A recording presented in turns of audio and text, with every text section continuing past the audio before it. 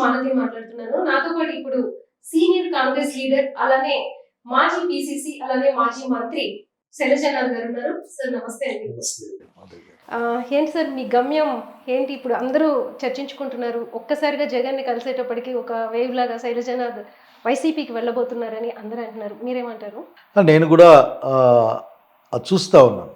పోతే ఇప్పుడున్న ఆంధ్రప్రదేశ్ రాజకీయాల్లో ఒక 10 ఏళ్ల తర్వాత ఒక చర్చ అయితే మామూలుగానే అటువంటి వార్తలు నా మీద ఉంటాయి. దాదాపు అన్ని పార్టీలు కూడా నేను చేరుతున్నానని రాసుకున్నారు చాలా. నాకు అన్ని సంబంధాలు బాగానే ఉన్నాయి వ్యక్తులుగా.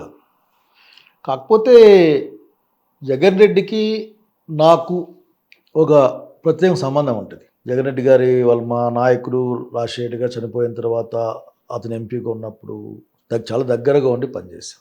అప్పట్లో ఆయన ముఖ్యమంత్రి కావాలని కూడా ప్రయత్నం చేశాం. సో ఒక సందర్భంలో కలిసిన తర్వాత ఇది ఎక్కువైపోయింది. దీనికి ఉన్న బ్యాక్గ్రౌండ్ ఏంటంటే ఈ మధ్య నా కాన్ఫరెన్స్లో కానీ స్టేట్లో ఉన్న వాళ్ళు కానీ ఒక చర్చ మొదలుపెట్టారు. 10 ఏళ్ల పాటు చేశాం కదా, నువ్వేం చెప్తే అది చేశాం.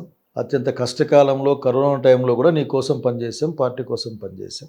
ఈ 10 ఏళ్ల తర్వాత మా పరిస్థితి ఏంటో నువ్వు ఆలోచించాలి కదా అని వాళ్ళు డైరెక్ట్గా ఇంతకుముందు అడిగేవాళ్ళు కాదు, నేనేం చెప్తే చేసేవాళ్ళు. కానీ ఇప్పుడు చేస్తున్నారు, కానీ అడుగుతున్నారు, అసలు కూర్చో మాట్లాడు అంటున్నారు. సో నేను కూడా వాళ్ళని అర్థం చేసుకునే ప్రయత్నం చేస్తూ ఉన్నాను. ఎందుకంటే 10 ఏళ్ళ కింద 40 ఏళ్ళు ఉన్న వాళ్ళు 50 ఏళ్ళకి వచ్చారు, 30 ఏళ్ళు పార్టీ అయినాయి.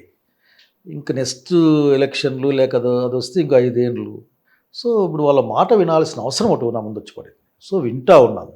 అట్లా ఆలోచించుకున్నప్పుడు ఏమన్నా అంటే నువ్వు ఆలోచించు, 10 ఏళ్ళకు ఉన్నాం, రాజకీయాలు అనేది ఆదర్శం కోసం చేసాం, చాలా కష్టకాలంలో కరోనా టైంలో పనిచేసాం. ఆ తర్వాత ఎలక్షన్లు వచ్చాయి, నీ మాట ఈయన పోటీ చేసాం. ఒక 5 మంది ఎంపీటీసీలు, ఒక వార్డు మెంబర్ ఇట్లా గెలిచినప్పుడు కాంగ్రెస్ పార్టీ హస్తం గుర్తుపైన గెలుపు కూడా చూపించాం. రాహుల్ గాంధీ గారు వస్తే భారత్ జోడో యాత్ర కూడా చేసాం, మనం డబ్బులు ఖర్చు పెట్టి చేసాం. మేము కాదనలే, కానీ ఇప్పుడు మా పరిస్థితి కష్టంగా ఉంది, ఏం చేస్తావు ఆలోచించు. కానీ మీ మీద ఇప్పుడు జగన్ కలిసేటప్పటికి ఆ పార్టీలో జాయిన్ అవుతున్నారని చెప్పేసి అందరూ కూడా అనుకుంటున్నారు. కానీ మీ కార్యకర్తలు అడుగుతుంది టీడీపీలో జాయిన్ అంటే మీ కూటమిలో జాయిన్ అవ్వమనా? లేదు, మా వాళ్ళు మా వాళ్ళు చాలా గొప్ప వాళ్ళు. నా దగ్గర ఉన్న వాళ్ళందరూ కూడా వాళ్ళు అట్లా మాట్లాడడంలే. మనకి రెస్పెక్ట్ ఉన్న ఏరియా, అట్లాగే మన ఐడియాలజీ కూడా కలిసే ఏరియాలో మనం ఉంటే బాగుంటుంది కదా అని మాట్లాడుతూ ఉన్నాం. నేను కూడా మాట్లాడదాము. ఐడియాలజీ రెస్పెక్ట్ రెండు వైసీపీలో ఉంటుంది అనుకుంటున్నారా? అట్లా అనడం లేదు, నిర్ణయించుకుంటే మీకు చెప్పకుండా ఎట్లుంటాం. ఒక చర్చ మీరు అడిగారు, నాకు పెద్దగా అబద్ధం చెప్పడం చేత కాదు. ఉన్న పరిస్థితి డిస్కషన్లకి ఇంతకుముందు వినేవాడిని కాదు, చాలా తేలిక పక్క ఏం ఆలోచిస్తారు బుర్ర లేదా అనేవాడిని. అట్లాగా అవునా, ఏమనుకుంటున్నావు పెద్దయ్యా, నువ్వేమనుకుంటున్నావు, లేకపోతే లక్ష్మణ్ నువ్వేమనుకుంటున్నావు అడుగుతున్నా ఇట్లా. సో ఇది చూసే వాళ్ళకు కూడా ఒక ఆలోచన సాగుతున్న మాట వాస్తవం. కానీ ఇప్పటికి కూడా నేను రాజశేఖర రెడ్డి గారిని నా నాయకుడిగా ఇప్పటికి ఎట్లా గుర్తించి గౌరవించుకుంటుంటాను. నాకు రాహుల్ గాంధీ గారు అంటే చాలా ప్రేమ. రాహుల్ గాంధీ గారే ప్రేమ. నేను స్ట్రైట్లో ఇంతకాలం నేను పనిచేస్తున్నప్పుడు రాహుల్ గాంధీ గారి కోసం పనిచేశాను. కానీ కొత్త సమస్యలు, కొత్త కాలం వచ్చినప్పుడు, కొత్త పాలిటిక్స్ వచ్చినప్పుడు, కొత్త జనరేషన్ ముందుకు వచ్చినప్పుడు నా ముందు ఒక సవాలు పెట్టారు, ఒక ప్రశ్న పెట్టారు. అంటే నీకోసమే పనిచేస్తావు, మా గురించి ఆలోచించవా అని. సో వాళ్ళ గురించి ఆలోచించే ప్రయత్నం చేస్తూ ఉన్నాం. దాంట్లో ఈ ఫ్లక్చువేషన్స్ అన్నీ వస్తాం. అంటే జనరల్గా నాకు ఎప్పటి నుంచో ఉన్న సందేహం, ఎప్పుడైతే జగన్మోహన్ రెడ్డి పార్టీ పెట్టారో అప్పుడు వస్తారు అనుకున్న వాళ్ళలో మీరు కూడా ఒకళ్ళు జాయిన్ అవుతారు. అంటే రాజశేఖర రెడ్డి గారి మీద అత్యంత అభిమానం ఉన్న లీడర్ మీరు కూడా. ఆయనతో చాలా కలిసి పనిచేశారు, ఆయనతో ఒక ఆత్మీయ అనుబంధం, మీరు కూడా వస్తారని ఎక్స్పెక్ట్ రాకపోవడానికి కారణం ఏం లేదు. ఆ రోజు నేను అనుకున్నది కూడా ఏంటంటే కాంగ్రెస్ పార్టీలో ఉండి ఫైట్ చేయాలి. భారతదేశంలో భారతీయ జనతా పార్టీ ఆర్ఎస్ఎస్ యొక్క భావజాలను ఎదుర్కోగలిగింది కాంగ్రెస్ పార్టీ నమ్మి. సో అట్లా అనుకోవడంతో దానికోసం పనిచేస్తూ ఉన్నాం ఆ రోజున. సో ఆ రోజు నిర్ణయం కరెక్టే అనుకుంటాను. నేను ఇప్పటికి కూడా నేను తప్పు నిర్ణయం చేసుకోలే అనుకుంటాను. అది నన్ను సంతోషాన్ని నాకు మిగిలిచ్చింది. దాంట్లో ఎన్ని కష్టాలు వచ్చినా ఏమొచ్చినా, బట్ నాకైతే personal I felt very happy, నేను నమ్మిన దానికోసం చేశాను. సో దాంట్లో నాకు ఇబ్బంది ఏం లేదు. అంటే మీరు పిసిసి ప్రెసిడెంట్ గా చేసిన సమయంలో ఒక హేట్రేట్, కాంగ్రెస్ అంటే రాష్ట్రంలో చాలా అంటే రాష్ట్రాన్ని విడగొట్టారు, అది కూడా ఆంధ్రప్రదేశ్ని అనాథం చేశారు అని ఒక హేట్రేట్ ఫీలింగ్ ఉన్న టైంలో మీరు ఉన్నారు. సో అప్పుడు ఎలాంటి, అంటే మీరు ఎలా దాన్ని ఫేస్ చేయాల్సి వచ్చింది? అసలుకి నేను పిసిసి ప్రెసిడెంట్ కావడానికి మీరు అసెంబ్లీలో కూడా నాకు గుర్తుంది మాట్లాడారు, ఎందుకు విడగొట్టకూడదు అని చెప్పి ఒక సెంటిమెంటల్ గంటల కొద్దీ మాట్లాడినారు. సో అలాంటిది విడగొట్టిన ఆ పార్టీలోనే ఉండి ఆ పార్టీకే పనిచేయటం అనేది ఇప్పుడు అనేక అంశాల్లో అదొక భాగం. ఉమ్, అనేక అంశాల్లో అదొక కానీ నేను ఆ రోజు కూడా మా వాళ్ళతో ఏంటి ఇట్లా అనుకుంటున్నాను అన్నాను. నువ్వేమనుకుంటే అదే అన్నారు ఆఖరికి. ఎవరు అందరూ వయసులో అనుకుంది పిల్లలంతా ఆఖరికి. నేనేమంటా అంటే పిసిసి ప్రెసిడెంట్కి పెట్టిన ప్రశ్నకి ఏంటంటే రఘువీరెడ్డి గారు రాజీనామా చేశారు. ఒక 6 మంత్స్ పిసిసి ప్రెసిడెంట్ లేడు అక్కడ. ఆ టైంలో రాహుల్ గాంధీ గారు అభిమానం దాంతో నేను వెళ్తే దాన్ని తీసుకున్నాను నేను. నిజంగా మీరు చెప్పింది. ఊరు లేకపోతే తిట్టేవాళ్ళే. శైలజనాథ్గా గౌరవించేవాళ్ళు, కూర్చోబెట్టేవాళ్ళు. ఒక 5 నిమిషాల తర్వాత తిట్టేవాళ్ళు. వాళ్ళు చేశారులేరన్నా మీరు అనేవాళ్ళు. రాయలసీమలో కానీ, ఆంధ్ర ప్రాంతంలో కానీ, ఉత్తరాంధ్రలో. కాకపోతే నాకు క్యాడర్స్కి ప్రజలకున్న సంబంధాల దృష్ట్యా వారు సమైక్య ఆంధ్ర మూమెంట్లో నిజాయితీగా పనిచేశాం కాబట్టి ఆ గౌరవం ఇప్పటికీ నాకు ఇస్తూ ఉంటారు. మొన్న కూడా ఒక ఆయన వచ్చి నా దగ్గరికి వచ్చి గట్టి కౌగిలించుకొని నువ్వుడే మిగిలేవయా అంతా అంటే సర్లే అన్నా వదిలిపెట్టినండి. కనుక జెండా కూడా కింద పడేసేవాళ్ళు. ఉమ్, తిరిగాం, కరోనా వచ్చింది. కరోనాలో కాంగ్రెస్ పార్టీ తరఫున ఆ రోజున విధంగా పనిచేశాను. నేను 3 సార్లు పైకి కిందికి తిరిగా. కరోనా కూడా తెచ్చుకున్నా ఆఖరి. ఆ ఫలితాలతోనే మాకు ఎంపీటీసీలు గెలుపులు వచ్చాయి, సర్పంచ్లు గెలిచారు. అట్లాగే ఇక్కడ విజయనగరం ప్రాంతంలో కార్పొరేట్లు అంటే ఫస్ట్ టైం వాస్తవం గుర్తు మీద గెలిచారు ఆఫ్టర్ సో మెనీ డేస్. అవన్నీ చూసాం. బట్ ఇప్పుడు నాకు అసలు డౌట్ ఏంటంటే వీళ్ళు మనల్ని మర్చిపోయినారా లేకపోతే నిజంగానే మర్చిపోయారా అని నాకు అనిపిస్తుంది. అంటే మమ్మల్ని ఏం అనడంలే, అట్లాగని ఓట్లు వేయడంలే. ఉమ్. కనుక వీళ్ళు అంటే కాంగ్రెస్ ని అసలు పరిగణలోకి తీసుకోవట్లేదు ఆంధ్ర ప్రజలు. అంటే నాకు డౌట్ వస్తుంది. ఇప్పుడు ఇంతకుముందు అంత గొడవల్లో కూడా మాకు మంచి ఓట్లు వచ్చాయి, మనం బాగా తగ్గాయి. నేను అడిగాను పోటీలో ఉంటే ఓట్లు వస్తాయి పిల్లలు లైట్గా, మీరు పోటీలు లేరు కదా అని కామెంట్ చేసేవాళ్ళు. లేకపోతే ఏందన్నా అవి నీ మొహం స్విచ్ అయిపోతున్నారేవాళ్ళు ఇట్లా వాడు. సో ఈ రోజుకైతే వ్యతిరేకత లేదు, నింద మాత్రం ఉంది. ఏదైనా అవసరం వస్తే మీరే కదా అని మాట్లాడుతూ ఉంటారు. హైదరాబాద్ని తెలంగాణకి ఇచ్చినప్పుడు మరి ప్రత్యేక హోదా మీరు జీవో వేయలేకపోతే ఆ రోజున లేదు, అది కరెక్ట్ కాదు, మేము చేసాము ఆ రోజున, అది టెస్ట్ గవర్నమెంట్ చేయలేకపోయింది, బీజేపీ మోసం చేసింది అని చెప్తా ఉంటాను నేను. సో మీరు చెప్పిన హేటెడ్నెస్ నుంచి ఇప్పుడు బేరబుల్గా వచ్చినాం, నేను చెప్పేది వింటా ఉన్నారు. అయితే ఇక్కడ ఇంకొకటి ఏంటంటే రాజశేఖర్ రెడ్డి గారుని అభిమానించే వాళ్ళు లీడర్స్ అందరూ కూడా మీరందరూ కూడా చాలా సీనియర్స్ అందరూ కూడా ఉన్నారు. ఆ రోజు సంతకాలు పెట్టించుకున్నారు జగన్మోహన్ రెడ్డి సీఎం కావాలి అని చెప్పేసి. నాకు బాగా గుర్తుంది ఇది. అంటే అపోజిషన్ పార్టీస్ వాళ్ళు జగనే ఆ టైంలో పెట్టించుకున్నారని నిందలు వేశారు. అది నిందని నేను కూడా అంటాను యాజ్ అ జర్నలిస్ట్. మీరందరూ ఆ రోజు ఎంత బాధపడి ఎవరో ఒకరు లీడర్ ఉండాలి అని చేసింది అది అవాస్తవంగా బయటకు వెళ్ళింది. అంటే ఐ మీన్ దాన్ని నెగటివ్ గా చాలా పబ్లిసిటీ అయింది. కానీ వాళ్ళ ఎందుకని తర్వాత ఎవరు జగన్ కి ఆ సీనియర్ లీడర్లు ఎవరైతే సంతకాలు పెట్టారో వాళ్ళందరూ ఎందుకని సపోర్ట్ మేము కాంగ్రెస్ పార్టీ నుంచి జగన్మోహన్ రెడ్డి చూడదాకా సపోర్ట్ చేశాం. చెప్పిన సంతకాల సేకరణ కార్యక్రమాలన్నీ కూడా అప్పుడు నేను విప్పుగా ఉండేవాడిని. నా రూమ్లో నుంచే అంత అదొక ఆఫీస్కి ఉండేది. రాజశేఖర రెడ్డి గారు కుమారుడు అందరినీ కలిపి ఉంచగలడు అని చెప్పేసి. కానీ డెమోక్రటిక్గా ఆ రోజున 145 మంది సంతకాలు పెట్టారు. 5 మందికి లాస్ట్లో పెట్టారు, బట్ 140 పెట్టారు. డెమోక్రటిక్ జరగలే. అప్పుడు జగన్మోహన్ రెడ్డి గారు కూడా ఫస్ట్ జగన్మోహన్ రెడ్డి గారు మర్చిపోయి ఉంటారేమో తెలియదు కానీ నాకు రోషయ్య గారిని రోషయ్య గారు వచ్చినప్పుడు నేను రానుపోన్నాను. అప్పుడు జగన్మోహన్ రెడ్డి గారు ప్రపోజ్ చేసి నేను సెకండ్ చేశాను సిఎల్పి లీడర్గా ఆ సెంట్రల్ హాల్లో. నాకు బాగా గుర్తుంది, జగన్మోహన్ రెడ్డి గారు గుర్తుకుందో తెలియదు కానీ నాకు గుర్తుంది. సో అంత చేసిన తర్వాత నేను అడుగు ముందుకు పోలేకపోయాను.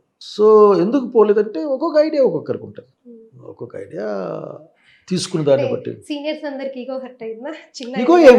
ఈగో సమస్యలు ఏం లేవు. రేపు ఇప్పుడు వస్తున్నాయి కదా ఆయన రెస్పెక్ట్ ఇవ్వరు లేకపోతే ఇలాంటివన్నీ బహుశా మీ అందరికి అప్పుడే ఏమన్నా ఉన్నాయి అలాంటివన్నీ? అట్లేం లేదు. జగన్మోహన్ రెడ్డి గారు ఎప్పుడు మీ తొలసంగా నాకు తెలియదు కానీ ఎప్పుడు కూడా నా గౌరవాన్ని తగ్గించే విధంగా జగన్మోహన్ రెడ్డి గారు ప్రవర్తించలేదు. చాలా చనువు ఉంది జగన్మోహన్ రెడ్డి గారి దగ్గర. నాకు ఇప్పటికి కూడా నేను ఇప్పటికి కూడా జగన్ రెడ్డి అని పిలుస్తాను. ఎంత పెద్ద గుంపులో ఉన్నా వచ్చి జగన్ రెడ్డి నాతో కలిసి మాట్లాడినా బాగున్నావా అని మాట్లాడతాను. నాకు అటువంటి ఇబ్బంది అదే of course what ever it maybe relations వరకు ఇబ్బంది లేదు. మాకు 10 ఏళ్ళ తర్వాత కలిసిన 10 ఏళ్ళ కింద ఎట్లా మాడుకున్నాం మళ్ళీ అట్లే మాడుకునేంతను మా ఇద్దరి మధ్యలో ఉంది ఆఖరి. అది కూడా కాదు, కొద్దిమంది ఏదో కారణం చెప్తారు, అప్పుడే వెళ్ళిపోవాలి కదా చాలామంది. నేను చెప్పే పాయింట్ ఏంటంటే ఎవరైనా వెళ్ళిపోవాలనుకున్న వాళ్ళు ఆయన ప్రవర్తన బాగాలేకుంటే అప్పుడే వెళ్ళిపోవాలా. మాత్రం ఇబ్బందులు ఉన్నప్పుడు అధికారం కోల్పోయినాక వెళ్ళిపోతే ఎట్లా? ఇప్పుడు అంటే RRR వెళ్ళడం అవన్నీ తీసి పక్కన పెడితే ఇప్పుడు సాయి రెడ్డి గారు వెళ్ళారు. ఈ 1 వీక్ నుంచి జరుగుతున్నాయి, 2-3 డేస్ నుంచి జరుగుతుంది ఇష్యూ. సో సాయిరెడ్డి గారు వెళ్ళడం అనేది పార్టీ నుంచి అందరూ కూడా ఎందుకు ఇలా జరిగింది అనుకున్నారు, మీరేమంటారు యాజ్ ఏ సీనియర్ లీడర్ గా ఏమనుకుంటున్నారు? నేనేమనుకుంటున్నా అంటే జయసాయిరెడ్డి గారు ఇంకా చాలే రాజకీయాలు అనుకున్నారేమో. చాలే రాజకీయాలు అనుకోవడం అతని హక్కు. అంటే ఇంకా 3.5 ఏళ్ళు ఉంది కదా ఉండే రాజ్యసభ. కొద్దిమంది అనుకోవచ్చు వద్దని, దానిదేముంది. That is individual decision perception కదా. జయసాయిరెడ్డి గారు ఇంకా చాలే బా చూసినాం, ఎన్నిసార్లు చూసినాం, దీనికి ఇంతకంటే ఏముంది విసుగు వస్తుంది అనుకోండొచ్చు. లేదంటే వేరే ఆలోచన ఉండొచ్చు, అంటే పార్టీ మారే ఆలోచన కాదు, సంథింగ్ అతని లైఫ్లో ఫ్యూచర్కి ఏదో వ్యవసాయం చేస్తా అన్నాడు, అట్లాగే టీవీ ఛానల్ కూడా ఏదో పెడతాడని వార్త వస్తూ ఉంది. సో సాయిరెడ్డి గారు డెసిషన్ చేసుకోవడానికి ఆయన చేయకపోతే బాగుండేది. ఈ టైంలో ఆయన డెసిషన్ చేసుకోవడం కోసం అన్ని హక్కుల్ని కలిగి ఉన్నాడు. అంటే రాజశేఖర్ రెడ్డి గారికి ఆత్మ కేవీపీ ఎలానో అలానే జగన్మోహన్ రెడ్డి గారికి సలహాదారులు, మెయిన్ సలహాదారులు వచ్చేటప్పటికి సాయిరెడ్డి కానీ లేకపోతే ఇలా కొంతమంది ఉన్నారు, ఒక కోటరీ ఎవరైతే ఇప్పుడు ప్రజెంట్ విమర్శించబడుతున్నారో అలా ఆయన వెళ్ళడం అనేది ఆ పార్టీ కార్యకర్తలు కావచ్చు లేకపోతే పక్క పార్టీల వాళ్ళు కూడా చాలా ఇంట్రెస్టింగ్గా చూస్తున్నారు. మామూలే, విజయసాయిరెడ్డి చాలా కీలకమైన పొజిషన్లో ఉన్నాడు. అతను నేను రాజకీయాలు చేయను మానేస్తున్నా అని చెప్తున్నాడు. ఒక 4-5 రోజులు అది అట్లే ఉంటుంది. దాని వాటి తర్వాత విజయసాయిరెడ్డి ఇన్సిడెంట్ కూడా మర్చిపోతారు. మళ్ళీ విజయసాయిరెడ్డి గారు ఏదైనా కొత్త విషయం మాట్లాడితే తప్ప. సో అది పెద్ద ఇష్యూ ఏం కాదు. జగన్మోహన్ రెడ్డి గారు వైసీపీకి కేంద్రం, అతనే దానికంతా, మిగతా వాళ్ళందరూ దానికి అటాచ్ అయిన వాళ్ళే. సో ఇంతకాలం విజయసాయిరెడ్డి గారు ఉపయోగపడ్డారు, పనిచేశారు, దాన్ని గౌరవించాలా పార్టీ. ఆ తర్వాత ఆయన నిర్ణయాన్ని కూడా గౌరవించాలా. అంటే ఇక్కడ ఆత్మలు అలా ఏముండవు అంటారు. ఆత్మలు ఏముంటాయి అవన్నీ క్లోజ్ గా ఎవరు రీచ్ అవ్వలేరా? ఇప్పుడు రాజశేఖర రెడ్డి గారు మీరందరూ చెప్తారు కదా చాలా హార్ట్ఫుల్ గా ఉంటారు ఆయన అని చెప్పేసి, రాజశేఖర రెడ్డి గారు ఇలా చేతులేసి మాట్లాడతారు, అందుకే ఆయన మేము అభిమానిస్తాం, ప్రేమిస్తాం అని అవును చెప్తారు. అవును అనుమానం ఏం లేదు దాంట్లో. అంటే ఆ రిలేషన్ జగన్మోహన్ రెడ్డి గారు చేయలేకపోయారా? విజయసాయిరెడ్డి గారితోనా? ఆయనతోనే కాదు ఎవరితోనైనా. విజయసాయిరెడ్డి గారిని ఎట్లా, ఇప్పుడు రాజశేఖర గారు ఉన్నారు, మేము పిల్లలం, మేము కొత్తగా అతను చూసేకపోయేవాళ్ళం, అట్లా పొట్ట మీందో భుజం మీందో కొట్టేసి ఎట్లా ఉన్నాం అనేది అంతే, ఇంక మేము అడిగింది లేదు, ఆయన చేసింది లేదు, అట్లా కలిసేకే పోయేవాళ్ళం రోజు 2-3 సార్లు. భుజం మీద చెయ్యి వేస్తే అసలు ఆ చెయ్యి ఎక్కడ తీసేస్తాడు అని ఫీల్ అయ్యేవాళ్ళం. ఆ విధంగా మేము వంగేవాళ్ళం ఆ రెసిస్టెన్స్ ఇవ్వకుండా. కనుక అది వేరే, that is different. Rajasekhara Reddy గారి గురించి, జగన్మోహన్ రెడ్డి గారి గురించి అంత విషయం ఇప్పుడు మామూలు చేసి మాట్లాడలేడు, సాధ్యం కాదు. బహుశా అతనికంటే చిన్న పిల్లలు, అతనికంటే అతని ఈక్వల్ అయితే వేసి మాట్లాడచ్చు, అంతేగాని ఎంత దగ్గర మనిషి అయినా విజయసాయిరెడ్డి పైన చేసి మాట్లాడలేడు అని అనుకుంటా ఉన్నానబ్బా. అంటే చేయడం అనేది నేను అంటుంది చేయడం కాదు, కార్డియల్ రిలేషన్ అనేది ఉంటుంది. కార్డియల్ రిలేషన్ వాళ్ళంతా ఖాస్ ఆద్మీనే, కానీ ఏదో some reason it took a decision. ఆ డెసిషన్ విజయసాయిరెడ్డి గారే చెప్పాలా, మనం చెప్పలేము. కనుక డెసిషన్ విజయసాయిరెడ్డి గారు డెసిషన్ తీసుకున్నారు కాబట్టి బాధే. నేను అది చూశాను ఎప్పుడు వార్తల్లో, వాళ్ళు బాధపడ్డాం మేము అని చెప్పినట్లు. నేను కూడా అసలు ఏందబ్బా అని అనుకున్నా. బట్ అతనికి మన శాస్త్ర చెప్పినట్లు ఫ్రీ విల్ ఉంది, ఆ నిర్ణయ స్వేచ్ఛ ఉంది. ఆ నిర్ణయ స్వేచ్ఛ ప్రకారం నిర్ణయించుకున్నాడు. ఆ నిర్ణయ స్వేచ్ఛ వలన చేసుకున్న నిర్ణయానికి వచ్చే ఫలితం కూడా అతను బాగా తగ్గించుకుంటాడు. సో దట్ మచ్, అందుకంటే పెద్ద నాకేం ఇంపార్టెన్స్ లేదు. యాక్చువల్గా మీ బ్యాచ్మేట్స్ అంటే 2004లో అంత కొత్త వాళ్ళకి యంగ్స్టర్స్ని తీసుకురావాలని ఒక ఉద్దేశంతో రాజశేఖర రెడ్డి గారు కొత్త వాళ్ళకి చాలా మందికి సీట్స్ ఇచ్చారు. దాదాపు 62 మందో ఏమో చాలా మంది వచ్చాం. సో మీ బ్యాచ్మేట్స్ అంతా కూడా అసలు ఏమనుకుంటారు రాజశేఖర రెడ్డి గారి గురించి, మీకున్న రిలేషన్ ఇదంతా ఎలా ఉంటుందంటే? అదే అసలుకి చాలా ప్రేమగా మాట్లాడుకుంటాం. ఎక్కడ ఏ పార్టీలో ఉన్నా కానీ ప్రేమగా మాట్లాడుకుంటాం మేమంతా. ఎందుకంటే మమ్మల్ని అందరినీ తెచ్చిన వాళ్ళు ఆ రోజున కాంగ్రెస్ పార్టీ నాయకులు, ప్రధానంగా రాజశేఖర గారి నాయకత్వాన్ని. ఇంకా ఆ రోజున నేను పాలిటిక్స్లోకి రావడానికి కారణం అనంత వెంకటరామరెడ్డి గారు, మా గురువు గారు, మా ప్రిన్సిపల్ గారు, మా గురువు గారు దివాకర్ రెడ్డి గారు, గురువు గారు. మా ప్రిన్సిపల్ని ఇప్పుడు కూడా మేము ప్రిన్సిపల్ గారిని పిలుచుకుంటాం, మా ఎంపీ గారిని. అట్లాగే రాజశేఖర గారు మా నాయకుడు. రాజశేఖర గారి యొక్క బిహేవియర్తోనే అతను మాకు నాయకుడు అయిపోయాడు. మేము అతన్ని ఆరాధించే స్థాయికి వెళ్ళిపోయినాం. రాజశేఖర రెడ్డి కదిలినా మాకు గొప్పే, మాట్లాడినా గొప్పే, అసలుకి అసెంబ్లీ నిలబడినా గొప్పే, ఏం చేసినా గొప్ప అనే స్థాయికి వచ్చేసాం. కనుక వర్షం వస్తే రాజశేఖర రెడ్డి, గాలి వస్తే రాజశేఖర రెడ్డి అని చెప్పాం. నేను ఉపయోగం ఇచ్చాం ఇవ్వ దగ్గరికి. రాజశేఖర్ నడుచుకుంటూ పోతుంటే వర్షం వెనకలు వస్తుంటుంది అని చెప్పిన రోజులు ఉన్నాయి. కాబట్టి that is different, that is different. నిజంగానే మా పొలిటికల్ కెరీర్లో మేము ఏదన్నా ఆనందంగా నవ్వుకొని చెప్పుకునేది ఏదైనా ఉంటే అక్కడే. అంటే అసెంబ్లీలో కానీ అంటే మీ మెమరీస్ కొన్ని ఆయన గురించి రాజశేఖర రెడ్డి గారు ఒకే మాట చెప్పగలరు. సరే అనేక ఇష్యూల్లో మనం మాట్లాడింటారు రాజశేఖర రెడ్డి గారు, కానీ రాజశేఖర రెడ్డి గారు ఎప్పుడైనా అసెంబ్లీలోకి వస్తే ఆ ఎంట్రన్స్ దగ్గర నుంచి ఒక శక్తి తరంగం అసెంబ్లీలోకి వచ్చే విధంగా కనపడేది. దగ్గరికి అందరూ తెలుగుదేశం పార్టీ వాళ్ళు ఇప్పుడు మాట్లాడాం కానీ రాజశేఖర రెడ్డి వచ్చినా అంటే మాట్లాడే వాళ్ళు ఎవరు లేరు. ఎవరినైనా అతను శాసించి కంట్రోల్ చేసే శక్తి ఉన్నవాడు. కేటీఆర్ని కూడా అసలుకి ఏం మాట్లాడుతున్నావు అనేది నాకు బాగా గుర్తుంది. నాకు ఈటల రాజేందర్ని కాదు, కేటీఆర్ కూడా కేటీఆర్ ఈటల రాజేందర్ ఆ, కూర్చోయ్యారు. కేటీఆర్ని అయితే ఆఖరికి అప్పుడు ఏమాడుతా అంటే ఏ తెలంగాణ తల్లి ఏ తెలుగు తల్లి కాంటెస్ట్ మర్చిపోయినా కానీ అట్లా మాడుతున్నాను. అసలు మా చంద్రబాబు నాయుడు కూడా జోకులు వేసాడు కదా ఆఖరికి. నవ్వవయ్యా, నవ్వడం అసలు నవ్వై రాదు నీకు, నవ్వడం యోగం, లేకపోతే that is the great days. Assembly కూడా గ్రేట్ డేస్. యాక్చువల్గా అప్పట్లో అసెంబ్లీ జరుగుతుందంటే ఎంతో ఇంట్రెస్టింగ్. జనాలు టీవీలో చూసే వాళ్ళు, మా జర్నలిస్టులు కూడా వచ్చి చూడటం అనేది చాలా ఇంట్రెస్టింగ్గా ఉండేది, రిపోర్టింగ్ చేసిన ఏది చేసిన. కానీ ఈ రోజు అసెంబ్లీస్కి అప్పటికి మీకు ఏదైనా డిఫరెన్స్? అదే లాట్ ఆఫ్ డిఫరెన్స్ కదా అసలుకి. ఇటువంటి అసెంబ్లీ నాకు అది కూడా ఒకటి, నా ఈ పొలిటికల్ ఈ టైంలో ఏదమ్మా ఇదంతా అనే ఫీలింగ్ కూడా. అప్పట్లో ఏంటి అసలుకి రాజశేఖర రెడ్డి గారు మాట్లాడుతున్నా అంటే అందరూ వచ్చి కూర్చునేవాళ్ళం, చంద్రబాబు నాయుడు మాట్లాడుతున్నా అంటే అందరూ వచ్చి కూర్చునేవాళ్ళం. సో చివరికి అక్బరుద్దీన్ మాట్లాడినా కానీ వచ్చి కూర్చునేవాళ్ళం. అరే భలే మాట్లాడుతుంది పిల్లలు అనుకుంటే కూర్చునేవాళ్ళం. సో అప్పుడు ఇష్యూ ఉండేది, ఒక పరస్పర గౌరవం ఉండేది. ఆ తర్వాత నాకు బాగా గుర్తుంది, ఏ సందర్భంలో అబద్ధాలు చెప్తా ఉన్నావు అన్న నేను. అంటే స్పీకర్ గారు ఏమన్నారంటే నువ్వు అన్పార్లమెంటరీ వాడుతున్నావు అన్నాడు. అబద్ధం అన్పార్లమెంటరీ ఎట్లా అనుకుంటున్నా, సత్యదూరం అని మాట్లాడాలి. ఓహో సత్యదూరం, ఆ విధంగా ఉండే డిస్కషన్. నాకు స్పీకర్లు కానీ అందరూ కంట్రోల్ చేసేవాళ్ళు. ఇప్పుడు అట్లా లేదు. దానికి కారణం నేను చెప్పలేను. బహుశా ఈరోజు మా పాతకాలంలో పాటలు వింటుంటే వచ్చే ఒక సంతోషం కొత్త పాటలు రావడం లేదు. వీడికి భాషన తెలియకపోయిండల్లా, రాయడం అన్నా రాకపోయిండల్లా. పైన ఈ తరం యొక్క మెంటాలిటీ అన్నా అనుకోవాలి మనం. కనుక ఇప్పుడు అంతే, ఏం చేయలేం. వాళ్ళు మార్చుకుంటే బాగుంటుంది. కొద్దిగా అందరూ వినదగిన భాష. చివరి అది ఆంధ్రప్రదేశ్ పాలిటిక్స్లో ప్రధానంగా కనిపిస్తూ ఉంది. సరే ఏ పార్టీ ఓవరాల్ ట్రెండ్ అది. మనం ఏం చేస్తాం, మనం రిఫార్మ్ మూవ్మెంట్ తీసుకెళ్ళాలి. మీరు పిసిసి ప్రెసిడెంట్గా చేస్తారు కదా, అంటే ఒక రిగ్రెట్ ఏమన్నా ఉందా? అంటే ఎందుకు ఈ పార్టీలో ఇలా చేయాల్సి వచ్చింది ఈ టైంలో? లేదు లేదు నాకు ఎప్పుడు కూడా నేను పిసిసి ప్రెసిడెంట్గా పనిచేసిన కాలాన్ని పిసిసి ప్రెసిడెంట్గా నేను ఎప్పుడు దాన్ని నేను గౌరవంగానే భావిస్తాను. అట్లాగే నాకు కరెక్ట్ పని అది అని కూడా ఎందుకంటే నేను ఏం చెప్పుకుంటా అంటే నేను అసలుకి ప్లానింగ్ అండ్ ఎగ్జిక్యూషన్ నా స్పెషాలిటీ అని చెప్పుకుంటుంటాను. నాకు నేను చెప్పుకుంటుంటాను. సో నేను దాన్ని ఎప్పుడు కూడా నేను నిజంగా పీసీ ప్రెసిడెంట్గా ఉన్నప్పుడు కరోనా టైంలో పనిచేసినప్పుడు అందరూ కాంగ్రెస్ పార్టీ కార్యకర్తలు చావుకు కూడా భయపడకుండా బయటకు వచ్చి పనిచేసి రైళ్ళు ఎక్కించాం, బస్సులు ఎక్కించాం, తిండి పెట్టాం. చివరికి ఒక 3 చనిపోయారు, పెద్ద పెద్ద లీడర్లు కూడా కరోనాతో.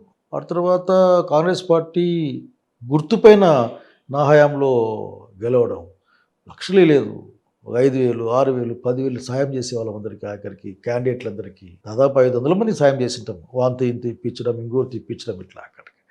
సో అట్లా ఎప్పుడు ఆ ప్రాబ్లం రాలేదు.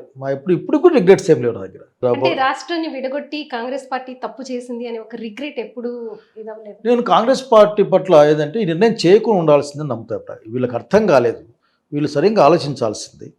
2 రాష్ట్రాలు నష్టపోయారు. ఈ రోజున కాంగ్రెస్ పార్టీలో ఇటుపక్క లాభం రాలే, అటుపక్క లాభం రాలే, సంస్థాగతంగా దెబ్బతిన్నారు.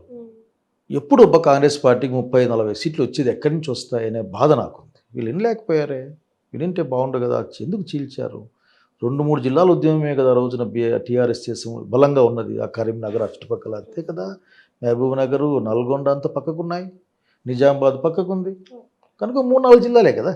కనుక అది రాంగ్ డెసిషన్ అని నా అభిప్రాయం. ఇప్పటికీ రాంగ్ డెసిషన్ అని అనుకుంటాను. పైగా ఇంకా గొప్ప విషయం ఏంటంటే ఏ మాటలు చెప్పినప్పటికీ భాషా ప్రయుక్త రాష్ట్రాల పేరు మీద ఈ దేశాన్ని రాష్ట్రాలకు విధించినప్పుడు ఆ భాషా ప్రయుక్త రాష్ట్రాలని నామకు వ్యతిరేకంగా చేసే క్రమంలో కూడా హైదరాబాద్ అందరి శ్రమ ఉంది. హైదరాబాద్ని ఒకరికి ఇచ్చేయడం, ఇది అనేక. భద్రాచలం అప్పుడు ఉమ్మడి పాత ఆంధ్రప్రదేశ్లో ఉండేది, భద్రాచలాన్ని పీకేయడం, ఇట్లా అనేక అంశాలు నేను చూస్తూ ఉంటాను. సో ఇవన్నీ కూడా కరెక్ట్ డెసిషన్ కాదనుకుంటుంటాను. కరెక్ట్ డెసిషన్ ఇప్పటికి బలంగా నేను ఎవరిని మాట్లాడినా that is not good decision, right decision. ఆంధ్రప్రదేశ్ని ఒక అభివృద్ధి చెందిన రాష్ట్రంగా చూడటానికి ఇంకెన్ని సంవత్సరాలు పడుతుంది అనుకుంటున్నారు మీరు? అది అసలు సాధ్యమేనా ఇప్పట్లో? పెద్ద గొప్ప విషయం ఏం కాదనుకుంటాను నేను. ఎందుకంటే హైదరాబాద్తో పోల్చుకోకూడదు. హైదరాబాద్ కులీ కుతుబ్ షా కాలం నుంచి ఇది చిన్న చిన్నగా డెవలప్ అవుతూ వచ్చింది. ఇక్కడ వాతావరణము, పరిస్థితి అన్నీ కూడా మనకు బాగానే అనుకూలంగా ఉన్నాయి. ఇక్కడ మేజర్ పెట్టుబడి పెట్టే వాళ్ళంతా ఆంధ్ర ప్రాంతం వాళ్ళే కదా ల్యాండ్. ఆంధ్రప్రదేశ్ కూడా అవకాశం ఉంది. విశాలమైన ఒక సముద్ర తీరం ఉంది దానికి. అట్లాగే అనేక మినరల్స్ ఉన్నాయి, పంట పండే భూములు ఉన్నాయి. విశాఖపట్నం లాంటి ఒక గొప్ప సిటీ కూడా ఉంది దానికి. ఇప్పుడు ఆంధ్రప్రదేశ్లో Guntur city, Vijayawada city, Visakhapatnam city, Kakinada city చూసుకుంటూ పోండి. అట్లా వరుసగా ఉన్నాయి. పోతే ఇవన్నీ కూడా గుర్తించేంత పరిస్థితి ఉన్నది. తిరుపతి, చిత్తూరు వరకు, చిత్తూరు ఇట్లున్న గుర్తించేంత ఊర్లు ఉన్నాయి, చాలా ఊర్లు ఉన్నాయి. ఎయిర్పోర్ట్లు, చాలా వాటికి ఎయిర్పోర్ట్లు ఉన్నాయి మాకు. కనుక ఇవన్నీ ఉన్నాయి. కరెక్ట్గా ప్లాన్ చేసి ముందు ఇప్పుడు రాష్ట్రాన్ని ఎట్లా ముందుకు తీసుకెళ్ళాలి అన్న ఆలోచన మనకు ఉండాలి. ఈ మధ్య జరుగుతున్న పొరపాటు ఏంటంటే అధికారంలోకి వచ్చే పార్టీలు మేమేదో చేస్తాము అనే ఒక భ్రమల్లో మునిగిపోతున్నారు. అది కాదు, రాష్ట్రానికి మనం ఏం చేయాలి కాంట్రిబ్యూట్. ఎందుకంటే కొత్త మీడియా అనుకోవట్లకు కష్టాలు ఉంది రాష్ట్రం. అధికారం ప్రతిపక్షం అంతా కూర్చోవాలా, ప్లాన్ చేయాలా.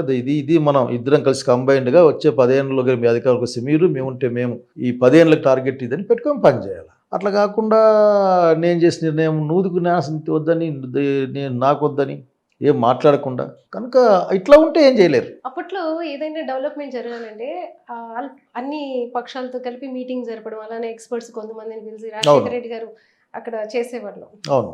సో అప్పుడు డెసిషన్స్ తీసుకునేవాళ్ళు ఒక ప్రాజెక్ట్ రావడానికి. ఇప్పుడు అది కోఆర్డినేషన్ తప్పిందంటారా? కోఆర్డినేషన్ కాదు, కోఆర్డినేషన్ లేదు, తప్పడం కాదు, ఆఖరికి మాట్లాడడంలే. ఉదాహరణకి చంద్రబాబు నాయుడు గారి ప్రభుత్వం మెడికల్ కాలేజ్ అన్ని ప్రైవేట్ పబ్లిక్ పార్ట్నర్షిప్కి ఇస్తేస్తని చెప్పింది. ఎంత దుర్మార్గమైన ఆలోచన, దుర్మార్గమైన మాట అది. అంటే గవర్నమెంట్ రంగంలో ఉన్న స్కూళ్ళు తీసుకెళ్ళి అంటే అన్ని కులాలకి సీట్లు లేకుండా చేయడం, 50% సీట్లు మేనేజ్మెంట్ కోటాకి వెళ్ళిపోవడం, అక్కడ రిజర్వేషన్లు ఉండవు, ఏంది ఉండవు, డబ్బులు మాత్రమే పనిచేస్తాయి. మీది వామపక్ష భావజాలం ఉంటుంది, మీరు అందులో పనిచేశారు. సో ఇప్పుడు వామపక్షాలు కూడా అసలు ఫైట్ చేయట్లేదు కదా ఇలాంటి ఇష్యూస్ మీద. ఇప్పుడు ఇంత పెద్ద ఇష్యూ వచ్చింది, ఆయన ప్రైవేట్ అండ్ పబ్లిక్ 2 రంగాల్లో పనిచేస్తున్నారు. వాళ్ళ శక్తి మేరకు పనిచేస్తున్నారు. వైసీపీ మాట్లాడట్లేదు, వామపక్షాలు కూడా రావట్లేదు కదా, ఫైట్ చేయట్లేదు కదా. ఇప్పుడు బహుశా వాళ్ళు ఆలోచిస్తుంటారు. వాళ్ళనేమి ఇప్పటికి కూడా have lot of faith in Marxism. That is a philosophy. మార్క్సిజమే ఈ సమస్యలను పరిష్కరిస్తుంది. ఆ మార్క్సిజం ఓరియంటేషన్ వల్ల రెస్పాండ్ అవుతారు. ఆ రెస్పాండ్ కావడంలో అనుకోవడం దాదాపు 1 నిమిషం ఆలస్యం కావచ్చు, కానీ అందరూ రెస్పాండ్ కావాల్సిందే. వాళ్ళు కూడా పార్టీలకి ఏదైతే ఉన్నాయో ఇప్పుడు లీడింగ్ పార్టీస్కి ఎఫిలియేట్ అయిపోయి ఉంటున్నాయి కదా, సో అందుకనే మాట్లాడట్లేదు. నేను ఒప్పుకోను.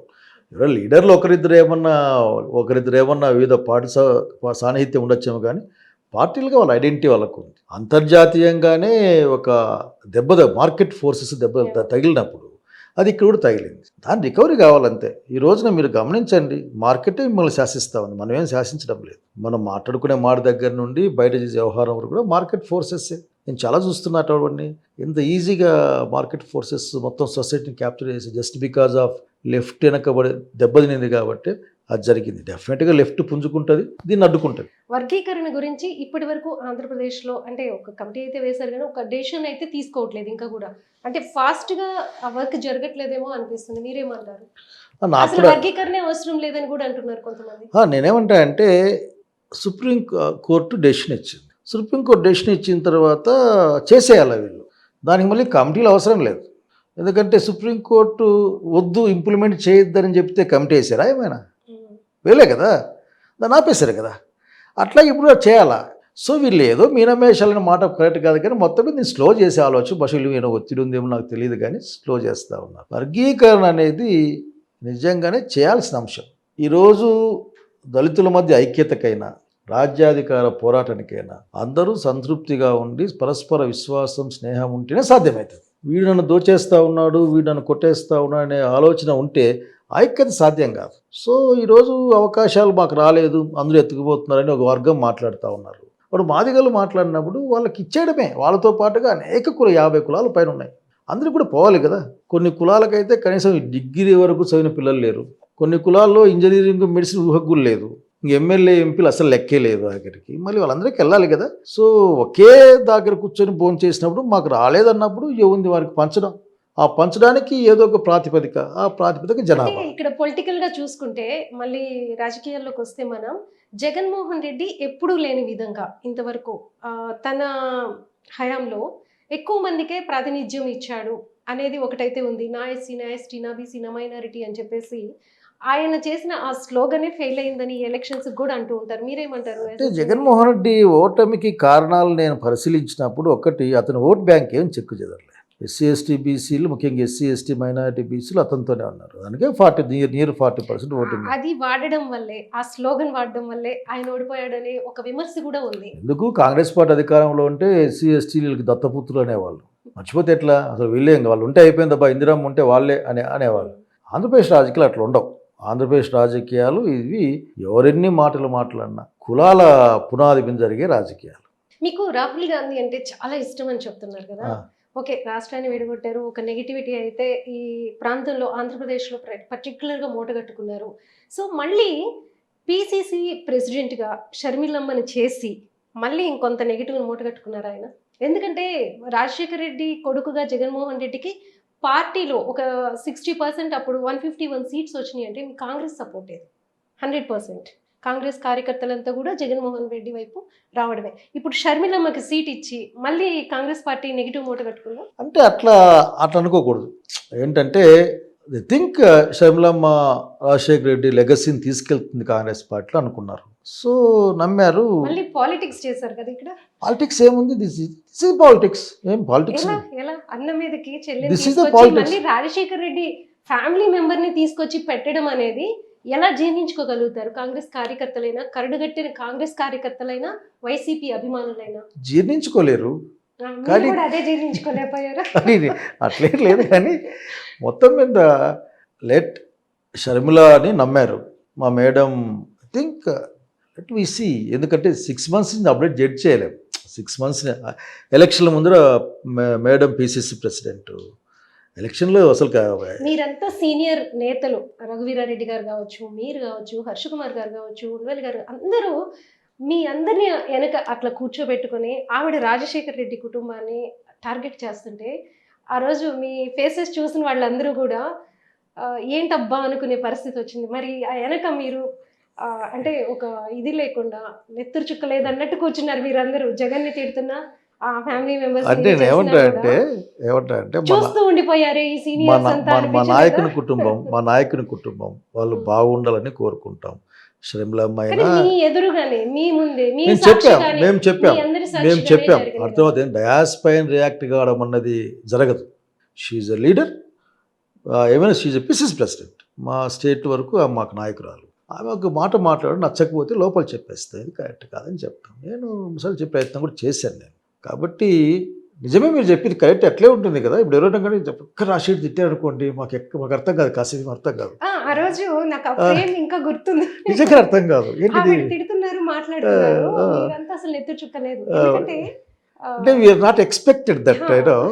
మాకు అనుకోని కాదు, అసలు జరగదు అనుకునే సంఘటనలు వచ్చినప్పుడు. But what she did personal ఇష్యూస్లో కాకపోతే మిగతావి గత ప్రభుత్వం ఏం పని చేసింది అని అడగడం తప్పులేదు, కానీ గత ప్రభుత్వమే ఏం పని చేసినాడు కరెక్ట్ కదా అనుకుంటుంటాను నేను అంతే. బట్ ఎనీహౌ 6 months ముందే వీ కెనాట్ జడ్జ్. అలాగే ఆంధ్రప్రదేశ్ ప్రజలు కూడా జడ్జ్ చేయలేరు. చూద్దాం. అంటే జడ్జి చేయలేరు, కానీ ఆవిడ రావడమే జగన్ని టార్గెట్ చేయటం అనేది మీ సీనియర్ నేతలకు కూడా చాలా మందికి నచ్చలేదు అనేది ఒకటి ఉంది. అందుకే ఇప్పుడు చూడండి, ఆ పార్టీలో ఉన్న వాళ్ళు పక్కకి వెళ్తున్నా కూడా మీలాంటి వాళ్ళందరూ కూడా జగన్మోహన్ రెడ్డి పార్టీ వైపు, అంటే మీరు అంటున్నారు కదా కాంగ్రెస్ భావజాలం అది జగన్మోహన్ రెడ్డి దగ్గరే ఉంది అని చెప్పేసి, సో అందుకనే ఆకర్షితులు అవుతున్నారా? ఆ యాంటీ ఇదే అట్లా కాదు. ఈ ప్రశ్న చాలా షర్మిలమ్మ మీద వచ్చిన యాంటీని మీరు ఇటువైపు అంతా డైవర్ట్ చేస్తున్నారా మీ పార్టీకి సంబంధించి? అట్లేం లేదు ఈ ప్రశ్న. ఎందుకంటే ఇంతకుముందు ఎందుకు మాకు అవసరం రాలేదు. మాకు ఇంతకుముందు మేము మాదైన శైలిలో మేము పోతుండేవాళ్ళం. ఈ రోజున కొత్త ఈవెంట్లు ముందుకు వస్తూ ఉన్నాయి. చంద్రబాబు నాయుడు అధికారంలోకి వచ్చిన తర్వాత, అంటే బీజేపీ కూటమి అధికారంలోకి వచ్చిన తర్వాత, పవన్ కళ్యాణ్ గారు అధికారంలోకి వచ్చిన తర్వాత చాలా సంఘటనలు మాకు అర్థం కానివి మేము జీర్ణించుకోలేని జరుగుతున్నాయి. Best example Tirupati laddu issue. నిజంగా దేవుని మీద భక్తి ఉంటే తిరుపతిలో పొరపాటు జరిగితే దాన్ని లోపల పెట్టేసి దేవుడు అని చెంపలేసుకోవాలి. అంత భక్తి ఉంటే ఉరకనే ఆ 2 రోజులు మాట్లాడి మెట్లు గడిగేసేసి మిమ్మల్ని అడిగేవాళ్ళు లేడు, పట్టించుకునేవాళ్ళు లేడు. అట్లాగే వాలంటీర్ ఒక వ్యవస్థ మొత్తం తీసేయడం. ఇంకా మాట్లాడితే నా వరకు పర్సనల్ ఫీల్ ఇది అంటే అసలు అధికారులని, మీ అధికారులు మా అధికారులు ఏతిది? వాళ్ళు ఆంధ్రప్రదేశ్ ప్రభుత్వ అధికారులు. అందరికీ పాలిటిక్స్ ఉంటాయి, వాళ్ళకి పాలిటిక్స్ ఉంటాయి. మరి ఇప్పుడు ఇంతకుముందు గవర్నమెంట్లో విపరీతంగా పనిచేశారు అనే వాళ్ళు మీరు ఇబ్బంది పెడితే ఇప్పుడు పనిచేసే వాళ్ళకి వచ్చే గవర్నమెంట్ వదిలిపెడుతుందా? అంటే ఇది ట్రెండ్ కాదు కదా. ఇక్కడ ప్రత్యేక ఆంధ్రప్రదేశ్ ప్రత్యేక యూపీఎస్సీ లేదు. ఆ యూపీఎస్సీలో చంద్రబాబు నాయుడికి ఒకటి, జగన్మోహన్ రెడ్డికి ఒకటి, కాంగ్రెస్ పార్టీకి ఒకటి, ఇట్లా ఏం లేవు. అందరూ ఒకే అధికారులు ఇక్కడికి వస్తారు. కనుక వాళ్ళ డిఫరెన్షియేట్ అంతగా గ్యాప్ బిల్డప్ చేయడం అన్నది ఇది కరెక్ట్ కాదని నా అభిప్రాయం. అక్కడ నేను డిఫర్ అవుతున్నాను. ఆ తర్వాత ఇంకా అట్లే ముందుకు వస్తే విశాఖపట్నంలో ఉంది ఒక బిల్డింగ్ కట్టారని ఏం ప్రచారం చేస్తారు వీళ్ళు, ప్యాలెస్ కట్టుకున్నాడు అని. ఆంధ్రప్రదేశ్ రాష్ట్రానికి ప్యాలెస్ కట్టాడు. దేనికైనా వాడుకో, అతను ఎందుకైనా వాడుకోవచ్చు, నువ్వు దేనికైనా వాడుకో. నువ్వు దాన్ని స్టేట్ గెస్ట్ హౌస్గా మార్చి మన వచ్చిన మోడీ గారిని అటు వీలైతే ఆయన ఎవరు ట్రంప్ గారిని పిలిపించి చూసుకో, ఆంధ్రప్రదేశ్ రాష్ట్రం మా సీన్ చూద్దామని పిలిపించుకో. అంటే బిల్ గేట్స్ని వాళ్ళంతా వాళ్ళు అక్కడ ఇవ్వు. కనుక అటువంటి ఒక లేని మాటలు మాట్లాడటం. నేను అక్కడ నేను అక్కడ ఎర్రమట్టి దిబ్బల్ని నాకు కూడా బాధ. ఎందుకంటే నాకు విశాఖపట్నం వచ్చేటప్పుడు కొద్ది ఇష్టమైన ప్రాంతంలో ఒకటి, ఉత్తరాంధ్ర ప్రధానంగా. అట్లా మెడికల్ కాలేజెస్ని ప్రైవేట్గా చంద్రబాబు నాయుడు గారు ఏమో ప్రైవేట్లకు తీసుకెళ్తాడు. దానికి నేను వ్యతిరేకం. Jaganmohan Reddy Congress party government try చేస్తుంది. కాబట్టి కస్తూర్బా స్కూల్స్ కట్టాం. 800 దాదాపు మోడల్ స్కూల్స్, కస్తూర్బా స్కూల్స్ కట్టాం. ఈయనకి తెలీదా? ఈయనకి మాకు తెలీదా మాత్రం? మాకు ఎందుకు కట్టాం? కామన్ మ్యాన్ పేదలు చదువుకుని బయటకు వస్తారని చెప్పి కట్టాము. అది వ్యతిరేకం ఇతనికి. రోడ్లు కూడా నేను పీపీపీ ఇచ్చేస్తాను, మీరు టోల్ గేట్ కట్టి బతుక్కోండి అని చెప్పే పరిస్థితి. సో ఇటు విధానాల పరంగానే తేడా ఉంటుంది. కాంగ్రెస్ పార్టీ ఏ విధానాలు ఫాలో చేస్తుందో ఆ విధానాలన్నీ కూడా జగన్మోహన్ రెడ్డి దగ్గర దాదాపు 90% ఆయన దాన్ని ఫాలో చేస్తారు. కనుకనే మేము అటుపక్క మాట్లాడుతున్నాం, ఇటుపక్క మాట్లాడుతున్న ఫీలింగ్ మీకు కాదు. మేము డెఫినెట్గా దానికి వ్యతిరేకం. చంద్రబాబు నాయుడు సనాతని ధర్మానికి నేను వ్యతిరేకం. పవన్ కళ్యాణ్ యొక్క మిగతా అంశాలు నేను వ్యతిరేకం. నేను చిరంజీవి ఫ్యాన్. బట్ పవన్ కళ్యాణ్ మాడే మాటలు నాకు ఏదైనా కోపాన్ని కాదు విసుగుని తెప్పిస్తాయి. ఏందో ఆశించి మాట్లాడుతుండే ఈ డిప్యూటీ సీఎం గారు అనిపిస్తుంది నాకు. మీరు బుక్స్ చదువుతారు, ఆయన బుక్స్ చదివేస్తారు, చాలా మీకు విసుగెలా వస్తుంది? అంటే అతను ఏంది మాట్లాడుతున్నా అర్థం కాదు. నిజంగా పవన్ కళ్యాణ్ నైస్ మ్యాన్. అప్పుడు 5 lakhs బుక్స్ కొన్నారంట ఆయన. కొన్ని తప్ప ఏం డబ్బులు ఉన్నాయి కొంటాడు, ఏముంది, చదవాలి కదా. కనుక చదవడం కోరుకుంటా ఉన్నా. మీరేమో ఆయన కొన్ని చదవండి తప్పేముంది అంటున్నారు, మళ్ళీ మాట్లాడడం చేత కాదని మీరే అంటున్నారు. అంటే when he started his political journey, నేను ప్రశ్నించేకే పుట్టాను అని చెప్పి వచ్చాడు. నేను చెగువేరా నా మార్గం నా ఆదర్శం చెప్పాడు. చెగువేరా మార్గం ఏందో అందరికీ తెలుసు. He sacrifice life for the leftist movement, సమాజం కోసం చేశాడు. ఆరు నుంచి మారుతా వచ్చాడు. చంద్రబాబు నాయుడు తిట్టాడు, ఏదో ఉద్దండమన్నాడు, ప్రశ్నిస్తా అన్నాడు. మళ్ళీ బీజేపీ దగ్గర పోయాడు. బీజేపీ దగ్గర నుంచి అప్పుడు సర్దుకున్నాం పొలిటికల్ పార్టీలేని. మళ్ళీ చంద్రబాబు నాయుడుతో కలిశాడు. మళ్ళీ వచ్చి చిరికి ఇవన్నీ కాదు, నేను ఆఖరికి సనాతన ధర్మాన్ని భారతదేశంలో అసలు ఏంటి అంటారా? What is this? అతను ఏం చెప్పాలనుకుంటున్నాడు నాకేం ఇప్పటికీ అర్థం కాదు. చిరంజీవి ప్రజారాజ్యం పార్టీని మీలో గెలిపేస్తున్నారు అప్పట్లో. ఇప్పుడు అంటే ఈ సనాతని ధర్మం ఇవన్నీ చూస్తుంటే భవిష్యత్తులో ఏదైనా పవన్ కళ్యాణ్ బీజేపీలో జాయిన్ అయ్యే పరిస్థితి ఉందా? బీజేపీకి ఆంధ్రాకి అది కూడా వచ్చినాయి, డిస్కషన్స్ అయినాయి. బీజేపీ యొక్క ఏమంటారు మోడ్ ఆఫ్ ఆపరాండి చూసినప్పుడు నువ్వు ఆఖరికి పవన్ కళ్యాణ్ని కలుపుకోదు. పవన్ కళ్యాణ్ అట్లా పెడుతుంది. వీళ్ళు మాట్లాడాల్సిన ప్రతి మాట ఆయనతో మాట్లాడిస్తుంది. వీళ్ళేమో మేము మాట్లాడామా అంటది. వీళ్ళెవరు నోరిప్పరు.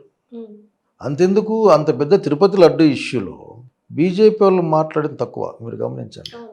ఎవరో 2-3 పోయారు తప్ప చంద్రబాబు మాట్లాడింది తక్కువ. పవన్ కళ్యాణే మాట్లాడాడు. చివరికి ఆ మెట్లు కడుక్కుంటా ప్రాయచిత్తం చేసుకుంటా. మన ఎక్కడో ఒకటి చూస్తే ఏదో న్యూస్ ఏదో ఒకటి విజయనగరంలో శ్రీరాముని విగ్రహం చేసిన వాళ్ళు డబ్బులు ఇచ్చినారు తెలుగుదేశం వాళ్ళు, ఏం ఇచ్చారు. మరి ఏం చెప్తావు? మళ్ళీ పవన్ కళ్యాణ్ ఏం సమాధానం చెప్తాడు?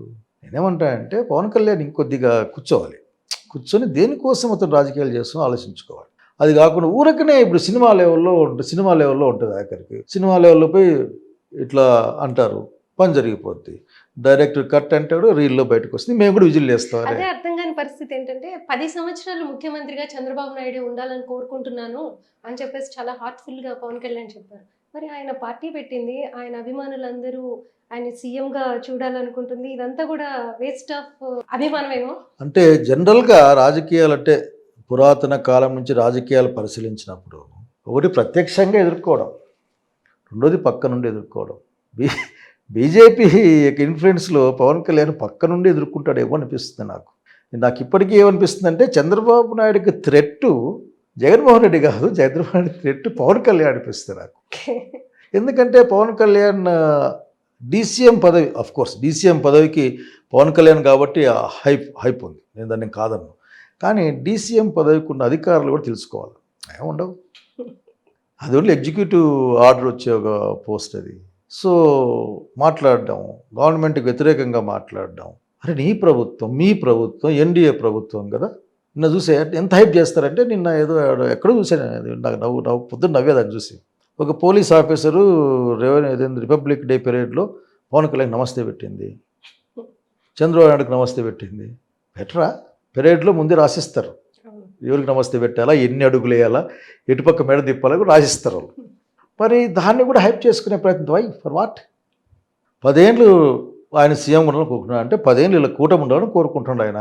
10 ఏళ్ళు జగన్మోహన్ అధికారులు రాకూడదని కోరుకుంటున్నాడు ఆయన. దాన్ని ఆ మాట చెప్పకుండా ఆఖరికి నేను 10 ఏళ్ళు ఇతను సీఎం ఉండాలని కోరుకుంటా ఉన్నాడు.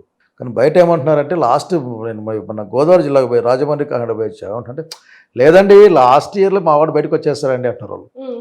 చేస్తే మీకు తెలియదండి, మీరు రాయలసీమ వాళ్ళు కదండి, అట్లే మాడతారండి మీరు అన్నారు. అట్లేదు, అతను రాయలసీమ నెల్లూరు పక్కన అంత పెరిగిందని చెప్పాను నేను. అంటే లేదండి, అంటే ఆయన చెప్పింది వదిలేయండి పాపం, దాన్ని మనకు అవసరం తెలుసు కదా. నెల్లూరు మా అత్తారూరు, నాకు I know his house and everything. ఇక చిరంజీవి గారికి నాకు చాలా, చిరంజీవి గారి కోసం చొక్కాలు చించుకున్నాం. సో పవన్ కళ్యాణ్ కూడా నాకు ఆ ప్రేమ కూడా ఉంది. కాకపోతే ఏంది వాట్ హీస్ డూయింగ్ నాకు అర్థం కావడం లేదు. ఏంది ఇతను ఎక్కడికి తెలుస్తాడు ఇతను వీళ్ళ పార్టీని, ఎక్కడ తెలుస్తాడు ఈ జనాన్ని, అది నా సమస్య. ఇప్పుడు అతను ఆర్ఎస్ఎస్కి వ్యతిరేకిని నేను, అంటే బీజేపీకి వ్యతిరేకిని నేను. వాళ్ళ పాలసీ వాళ్ళకు ఉంటుంది, నా పాలసీ నాకు ఉంటుంది. నాకు అర్థమవుతారు, కనీసం వాళ్ళు ఏం చేస్తారో అర్థం అవుతారు. అందరూ నరేంద్ర మోడీ సర్వశక్తివంతుడు మాట్లాడుతుంది, నేను ఒప్పుకోను ఆఖరికి. నరేంద్ర మోడీ గారు సర్వశక్తివంతుడు, నాగ్పూర్లో ఉన్న వాళ్ళ శక్తివంతులు, వాళ్ళు చెప్పింది చేసేకి అతను ఉన్నాడు తప్ప, అతను వద్దనుకుంటే గంట బీకేస్తారు వాళ్ళు, నాగ్పూర్లో ఉన్న వాళ్ళు. అంతే, గంటకు టైం పట్టదు. దానికి ఎగ్జాంపుల్ చెప్పా చాలాసార్లు. యోగి ఈజ్ ఎమ్మెల్యే కాదు కదా, ఎక్కడో గోరఖ్పూర్లో ఏదో పశువులు అదేం సార్ గోశాల గీశాల మెయింటైన్ చేస్తూ ఉండి ప్రింటింగ్ చూసుకునే ఒక ఆర్ఎస్ఎస్ లీడర్ అతను. అంత పెద్ద మెజారిటీ వస్తే తెచ్చిపెట్టినది కూడా మాట్లాడారా?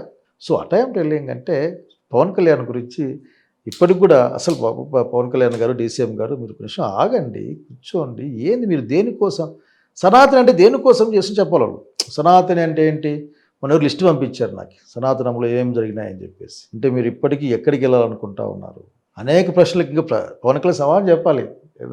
అసలుకి వేదాలు లేని దేవతలు నువ్వు ఎట్లా దేవుళ్ళని ఒప్పుకోమంటావు? మళ్ళీ ఇంద్రుడికి, వరుణుడికి, అగ్నికి, వాయువుకి కదా దండం పెట్టాల్సింది. ఇప్పుడుకున్న ఒక ఆర్గ్యుమెంట్ మళ్ళీ ఇన్ని మాట్లాడాలి. కానీ చెప్పేదంటే పవన్ కళ్యాణ్ గారు, మీ మనసు మంచిది, మీరు కూర్చోండి, ఆలోచించండి. లేదు నేను ఇంతే అనుకుంటే లైట్ నిన్ను కూడా ఒక పక్కన పెట్టుకుని ఆలోచిస్తాం. అంటే ఒకసారిగా అంటే పవన్ కళ్యాణ్ వీళ్ళు ఎప్పుడైతే ఒక అంటే టీడీపీ మీద ఒక నెగిటివ్ వస్తుందో అప్పుడు పవన్ కళ్యాణ్ ముందుకొచ్చి మాట్లాడుతూ ఉన్నారు. మీరు అన్నట్టు లడ్డు వివాదం కావచ్చు, లేకపోతే మొన్న జరిగిన తిరుపతిలో జరిగింది కదా, చనిపోయారు, ఆ ఇష్యూస్లో కావచ్చు, ఇంకా ఏ ఇష్యూలోనైనా ఈయన ముందుకు వచ్చేస్తున్నారు, ముందుకొచ్చి మాట్లాడుతున్నారు. మీరు అన్నట్టు వాళ్ళు ఎవరు మాట్లాడట్లేదు, కానీ ఈయన ముందుకొచ్చి. అంటే ఇది లోకేష్ వెనకబడిపోతున్నాడు అనే ఉద్దేశంతోనే ఈ మధ్య లోకేష్ కూడా డీసీఎం అవ్వాలని చెప్పేసి పార్టీ వాళ్ళందరూ కోరుకుంటున్నారు అంటున్నారు. అది అట్లేదు, లేకపోతే అసలు ఎందుకో సీఎం అయిపోతాడు లోకేష్, సీఎం అవ్వాలి, లేకపోతే డిప్యూటీ సీఎం అవ్వాలి అని మాట. చంద్రబాబు ఉన్నారు కదా ఆ పక్కన, ఏమో తొందరగా చేసేద్దాం అనుకుంటున్నారేమో. పవన్ కళ్యాణ్ గారు గురించి చెప్పాము, అడిగిన ప్రశ్నకి ఏంటంటే, ఎక్కడైతే చంద్రబాబు నాయుడు పార్టీ ఫెయిల్ అవుతుందో అక్కడ నేనున్నానని చెప్పుకునే ప్రయత్నం పవన్ కళ్యాణ్ చేస్తున్నానని అనుకుంటా ఉన్నా. చెప్పిన థ్రెట్ ఇక్కడి నుంచే వస్తుంది. నేను మాట్లాడి రేపు పొద్దున ఇది నువ్వు చేయలే కదా పవన్ కళ్యాణ్ అని అడిగితే నేను దాన్ని వ్యతిరేకించాను కదా అని చెప్పుకోవడం కోసం ఒక ప్రయత్నం ఉంటుంది. లోకేష్ బాబు వరకు వస్తే అతను సీఎం ఏమన్నా వచ్చింది ఏముంది, పోయింది ఏముంది? వాళ్ళ పార్టీ అధికారం లేకుంది, వాళ్ళ లీడర్ ఎవరు ఉంటే వాడు ఆయన ముఖ్యమంత్రి అవుతాడు. డీసీఎం, ఇప్పుడు డీసీఎం అంటే అధికారితంగా ఫోటో వేసుకోవడానికి తప్ప అన్ని పనులు అబ్బాయి చేస్తాడు కదా. కనుక నేను దాన్ని పెద్ద ఇష్యూగా వీళ్ళు పెద్ద ఇష్యూ చేసుకో, ఎందుకంటే జనసేన పార్టీలో ఉన్న లీడర్లు కొద్దిమంది ఒకటే ఉండాలి కదా అనుకునే ఒక ఆలోచన వచ్చిపోతుంది. ఎంతమంది ఉండొచ్చు, అన్ని ఎగ్జిక్యూటివ్ ఆర్డర్లే. అంటే ఆయన డీసీఎం అవ్వాలి, సీఎం అవ్వాలి అనగానే ఇటు పవన్ కళ్యాణ్ వైపు నుంచి కూడా ఒక ఆందోళన వచ్చింది, మరి మావాడు ఏం చేయాలి, సీఎం అవ్వాలి అని చెప్పేసి. సో ఇది ఎక్కువ కాలం నిలబడదేమో అని ఈ మధ్య కాలంలో ఈ ఇష్యూస్ జరిగినప్పుడు చూస్తే అనిపించింది. మీకేమనిపించింది? అట్లా మీకు అనిపిస్తుంది కదా, మీకు అనిపించింది, మీకు అనిపించకూడదు యాక్చువల్గా అయితే, మీ సీనియర్లు కాబట్టి. పవన్ కళ్యాణ్ లేకపోయినా తెలుగుదేశం పార్టీ అధికారంలో ఉండేంత నంబర్ కలిగి ఉంది, ఎగ్జాక్ట్లీ నంబర్ కలిగి ఉంది. కనుక ఈ ప్రభుత్వాన్ని పీల్చేస్తాడు లేదు, వీళ్ళని కల్పించింది బీజేపీ ఆర్ఎస్ఎస్ తప్ప ఇంకోటి కాదు. చంద్రబాబు నాయుడికి ఒక వెంటికి, అంటే అతన్ని ఒక రక్షణ వలయంలో వెంటికి పవన్ కళ్యాణ్ కావాలి. పవన్ కళ్యాణ్కి తను ఎస్టాబ్లిష్ చేసుకోవడం కోసం, తన విధానం ఎస్టాబ్లిష్ చేసుకోవడం కోసం అధికారం కావాలి. వీళ్ళకి ఇద్దరి సపోర్టు మోడీకి కావాలి. మోడీ గారి కృపా కటాక్ష వీక్షణాలు వీళ్ళిద్దరికీ కావాలి. సో ఇది ఒక పెద్ద సైకిల్. దీన్ని అంత ఈజీగా బ్రేక్ చేయడం ఎందుకంటే మధ్యలో సైకిలే ఉందిగా. అవునా, ఎవరో ఒక్కరు ధైర్యం చేసి ఏంది మీ సంగతి. ఉదాహరణకి స్టీల్ ప్లాంట్ ఉంది. ఎలక్షన్ ముందు ఎన్ని మాట్లాడారు? ఇద్దరు విపరీతంగా మాట్లాడారు. ఒక లోకేష్ కలుపుకుంటే ముగ్గురు భయంకరంగా మాట్లాడారు. ఏదో 11,000 కోట్లు, 11,440 కోట్లు ఏదో డబ్బులు ఇచ్చారు. విపరీతంగా మా శ్రమ, మా చెమట చేసాం. ఇంకో గారు ముందుకు పోయి ఇది కష్టపడి తెచ్చాం, మీరు ఇంకా కాదు కంటే ఇంకొక ఇచ్చి అంతకంటే ఇంకా మోసమైన మాటలు ఏమైనా ఉన్నాయా? 30,000 అప్పే ఉంది వాళ్ళ దగ్గర. ఐరన్ ఓర్ ఇమ్మంటే ఇయ్యరు, సెయిల్లో పెట్టమంటే పెట్టరు. అంత ప్రేమ ఉంటే నిర్మలా సీతారామన్తోనూ మోడీతోనూ మాట్లాడి అది కట్టే ట్యాక్స్లన్నా వే ఆఫ్ చేయించాలా, అట్లా గవర్నమెంట్ అప్పులను వే ఆఫ్ చేయించాలా? అవి ఏమీ లేవు. కనుక వీళ్ళు మీరు అన్నీ పెట్టుకోవాకండి. These people are like this only. కనుక బీజేపీ వీళ్ళని కలిపి పెడతా ఉంది, కలిపి పెడుతుంది కూడా. చూసే వాళ్ళకి అప్పుడప్పుడు ఏమనిపిస్తుందంటే, మనం వార్తలే చూస్తుంటామన్నీ, ఎందుకంటే మధ్యకాలంలో జగన్ రెడ్డి బీజేపీ అంతా ఉంటుంది. సైద్ధాంతికంగానే బీజేపీకి జగన్ రెడ్డికి ఎక్కడో చోట సరిపోదు. అంటే అందుకే కదా ఆయన కూడా డైరెక్ట్గా సపోర్ట్ ఎప్పుడు చెప్పలేదు. సరిపోదు. అంశాల వారీగా స్టేట్ ఇంట్రెస్ట్ కొద్దీ ల్యాండింగ్ సమ్ చేయాల్సింది తప్పనిస్తే. కాబట్టి వాళ్ళకి శాశ్వత మిత్రుడు చంద్రబాబు నాయుడు గారే. చంద్రబాబు నాయుడు గారి యొక్క ఇమేజ్ని దెబ్బతీసే ప్రయత్నం వాళ్ళు ఒప్పుకోరు. పవన్ కళ్యాణ్ మనం చూసాం కదా, చంద్రబాబు నాయుడు ఇంట్లో ఆయన వచ్చాడు, అమిత్ షా పవన్ కళ్యాణ్ కాసేపు బయటకు వచ్చేబెట్టారు కదా. ఇవన్నీ మీకు మనకు అర్థం కావడం లేదా? కాకపోతే మనం ఎక్కడ నిజం అర్థం చేసుకుంటామో అని మనకు అర్థం కాని విధంగా మాడే ప్రయత్నం చేస్తారు. కానీ నిజం అర్థం అవుతుంది. ఇంకొకటి కూడా, ఇక్కడ 21 సీట్లలో గెలిచిన 21 సీట్లలో పోటీ చేసింది కూడా అయ్యాను అనుకోండి, సగం మందికి పైగా టీడీపీ వాళ్ళే కదా ఉంది పవన్ కళ్యాణ్. మీరు అట్లే మోడ్ ఆఫ్ ఆపరేటర్స్ ఉంటుంది మీకు. ఇప్పుడు సీఎం రమేష్ అని ఒక ఎంపీ ఉన్నాడు, ఎవరైనా టీడీపీ. సుజనా చౌదరి ఎవరైనా, పురంధేశ్వర్ ఎవరామె. కనుక మనం అక్కడ దాకా పోకూడదు. మనము ఆ ఉల్లి పొర అట్లే ఉంచితేనే మీకు బాగుంటుంది. అది వేరే, అది వాళ్ళు తీసుకుంటే మంచిది. మనం ముట్టుకున్నాం అనుకో అట్లా అంటారు, మీరు అంటారు. So everybody knows that. మీరు ఎడ్యుకేషన్ మినిస్టర్గా చేశారు కదా, అంటే ఎప్పుడూ లేని విధంగా జగన్మోహన్ రెడ్డి ప్రభుత్వంలో ఎడ్యుకేషన్కి ఫస్ట్ ప్రయారిటీ ఇచ్చి చాలా స్కూల్స్లో కూడా అన్ని చేంజెస్ వచ్చేసినాయి. మీరు కూడా చూసే ఉంటారు స్కూల్స్ మీ ఏరియాస్లో కావచ్చు, స్టేట్ వైడ్గా కూడా. ఇప్పుడు కొత్తగా లోకేష్ వచ్చి మళ్ళీ ఆ విధానాలన్నింటినీ మార్చేసి ప్రైవేట్ పరం చేయాలనుకోవటం, లేకపోతే స్కూల్స్కి, అంటే మొన్న కూడా పవన్ కళ్యాణ్ వెళ్ళి చూసి చాలా బాగుంది గవర్నమెంట్ స్కూలా అని చెప్పేసి అడిగిన వీడియోస్ కూడా చూసాము. కానీ ఆ రోజు వాళ్ళు అభివృద్ధి చేయలేదని చెప్పేసి ఈ రోజు కూడా ఇంకేదో మార్పులు చేయడానికి ప్రయత్నిస్తున్నారు. ఇదేమంటారు మీరు దీన్ని? ఏం లేదు, అనుకోవడం ఏంటంటే, ఈ మధ్యకాలంలో నేషనల్ ఎడ్యుకేషన్ పాలసీ ఒకటి వాళ్ళు పెట్టారు, బీజేపీ వాళ్ళు పెట్టారు. దాంట్లో చాలా దుర్మార్గాలు ఉన్నాయి. ఆ మాట చెప్పలేక ఇతని బహుశా జగన్మోహన్ రెడ్డి గారు నేను అనుకున్నట్లు చేయలేకపోయిండొచ్చు, కానీ అతను అనుకున్నట్లు బాగానే చేశాడు. నేను ఇంకో విధంగా అనుకునేవాడిని అంటే గవర్నమెంట్ ఎడ్యుకేషన్ అంటేనే రెసిడెన్షియల్ ఎడ్యుకేషన్లా ఉండాలి అనుకునేవాడిని. బట్ ఆ సమైక్యాంధ్ర ఉద్యమం, డివిజన్ ఆ గొడవలో పోయినాం, ప్రయత్నం చేసాం అప్పటికి. ఆఖరికి జగన్మోహన్ రెడ్డి గారు గవర్నమెంట్ విద్యని అతను ప్రోత్సహించాడు. చంద్రబాబు నాయుడు ప్రైవేట్ విద్యనే ప్రోత్సహిస్తాడు. చంద్రబాబు నాయుడు గారి దయ వల్లనే కదా ఈ రోజున మిడిల్ క్లాస్ అల్లాడిపోతున్నది. అసలుకి ఇంత డబ్బులు ఖర్చు పెట్టేటప్పుడు, ఇన్ని ఫీ రియంబర్స్మెంట్ కట్టేటప్పుడు గవర్నమెంట్లో పెట్టి చదివిస్తే ఎంత బాగుంటుంది. నీకు అన్ని స్కూళ్ళు మానేస్తాడు, అన్నీ తీసేస్తాడు, ప్రైవేట్కి ఇచ్చేస్తాడు. ఎందుకంటే ఆల్రెడీ ఆయన సంబంధించిన వాళ్ళు ఉన్నారు అక్కడ ఆ రంగంలో. ఈరోజు ఉన్న ప్రముఖ కాలేజీలన్నీ, స్కూళ్ళన్నీ కూడా సిస్టమ్ చైన్ ఆఫ్ స్కూల్స్ అన్నీ కూడా చంద్రబాబు గారు ప్రమోట్ చేసినవే కదా, అంతకుముందు లేవు. ఇది ఉద్దేశం మనకు వచ్చింది, ఇది దేశం మొత్తం పోతోంది. ఇది అసలు BA BED చేసి MA MEDలు చేసి ఆ టీచర్ల కంటే వీళ్ళు బాగా చెప్తారు, వీళ్ళ నమ్మకం. ఎంత ఇన్సెంటివ్స్ ఇస్తుంది గవర్నమెంట్, అవన్నిటిని పక్క పెట్టే ప్రయత్నం. కాబట్టి చంద్రబాబు నాయుడు గారు ప్రైవేట్ వైపే ఉంటారు. ఆయన రోడ్లైనా ప్రైవేటే, హోటళ్ళు అయినా ప్రైవేటే, స్కూల్ అయినా ప్రైవేటే, మిడిల్ కాలేజ్ అయినా ప్రైవేటే, ఏదైనా ప్రైవేట్. ఎందుకంటే ఆయన లైన్ అది. జయప్రకాష్ నారాయణ గారి మాట ఏంటి, చంద్రబాబు నాయుడు గారి మూడు అర్థమైంది మనకి. కాబట్టి జగన్మోహన్ రెడ్డి గారు, అందుకే చెప్పాను కదా, వాట్ వీ డిడ్, మేము కాంగ్రెస్ పార్టీగా ఏం చేసేవాళ్ళము, ఆ పనులు జగన్మోహన్ రెడ్డి గారు ఎంతో కొంత ఆయన ఆలోచన చేశారు. రాజశేఖర రెడ్డి గారు ఉన్నప్పుడు ఆరోగ్యశ్రీ కావచ్చు, లేకపోతే 108 కావచ్చు, లేకపోతే ప్రాజెక్ట్స్ విషయంలో కావచ్చు, ఒక మార్క్ ఉండింది. అలానే జగన్మోహన్ రెడ్డి వచ్చిన తర్వాత ఆయన కొన్ని అంటే స్కూల్స్ గానీ, లేకపోతే వాలంటీర్స్ గానీ, ఇలా ఒక మార్క్ క్రియేట్ చేశారు. అంటే ఆయనది ఇది అని ఒక మార్క్ ఉంది. సో, ఇప్పుడు టీడీపీ వచ్చిన తర్వాత అలాంటి మార్క్ ఉన్న ప్రాజెక్ట్స్ గానీ ఏమైనా చేస్తున్నారా? అసలు మీకేమనిపిస్తుంది? కంపారిజన్ వాళ్ళిద్దరికి జగన్మోహన్ రెడ్డికి, వైఎస్ఆర్ అసలు కూడా చేయగలరా? రామారావు గారు సీఎంగా ఉన్నప్పుడు కొద్దిగా ప్రయత్నం జరిగింది ఆయన బ్రాండ్ విధంగా, హ్మ్. Especially KG residential rice schools విషయంలో కూడా కావచ్చు. స్కూల్స్ అనేవి ఒకటే కాదు. విషయంలో జరిగింది. తర్వాత చంద్రబాబు నాయుడు గారు చెప్పుకునేకి ఏదైనా ఉందా? ఒకటి హైటెక్ సిటీ. హైటెక్ సిటీ అంటే బిల్డింగ్ కట్టాడు, దాంట్లో ఆయన షేర్ ఉంది, సాఫ్ట్వేర్ అంతా తీసుకొచ్చి ఇదంతా చేసింది ఆయన. చెప్పుకోనివ్వండి, ఎవరొద్దండి మనకి, చెప్పుకోనివ్వండి.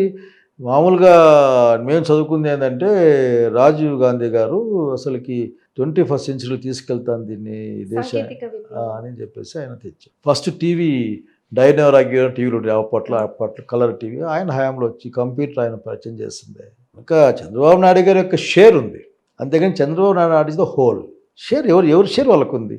హైదరాబాద్ అభివృద్ధిలో చెన్నారెడ్డి గారి షేర్ ఉంది, విజయభాస్కర్ గారి షేర్ ఉంది, రాజశేఖర్ గారి షేర్ ఉంది, కిరణ్ రెడ్డి గారి షేర్ ఉంది, అట్లాగే మా రోషయ్య సార్ పెద్ద ఆయన షేర్ కూడా ఉంది, కేటీఆర్ షేర్ కూడా ఉంది, దాన్ని ఎవరు కాదనలేరు.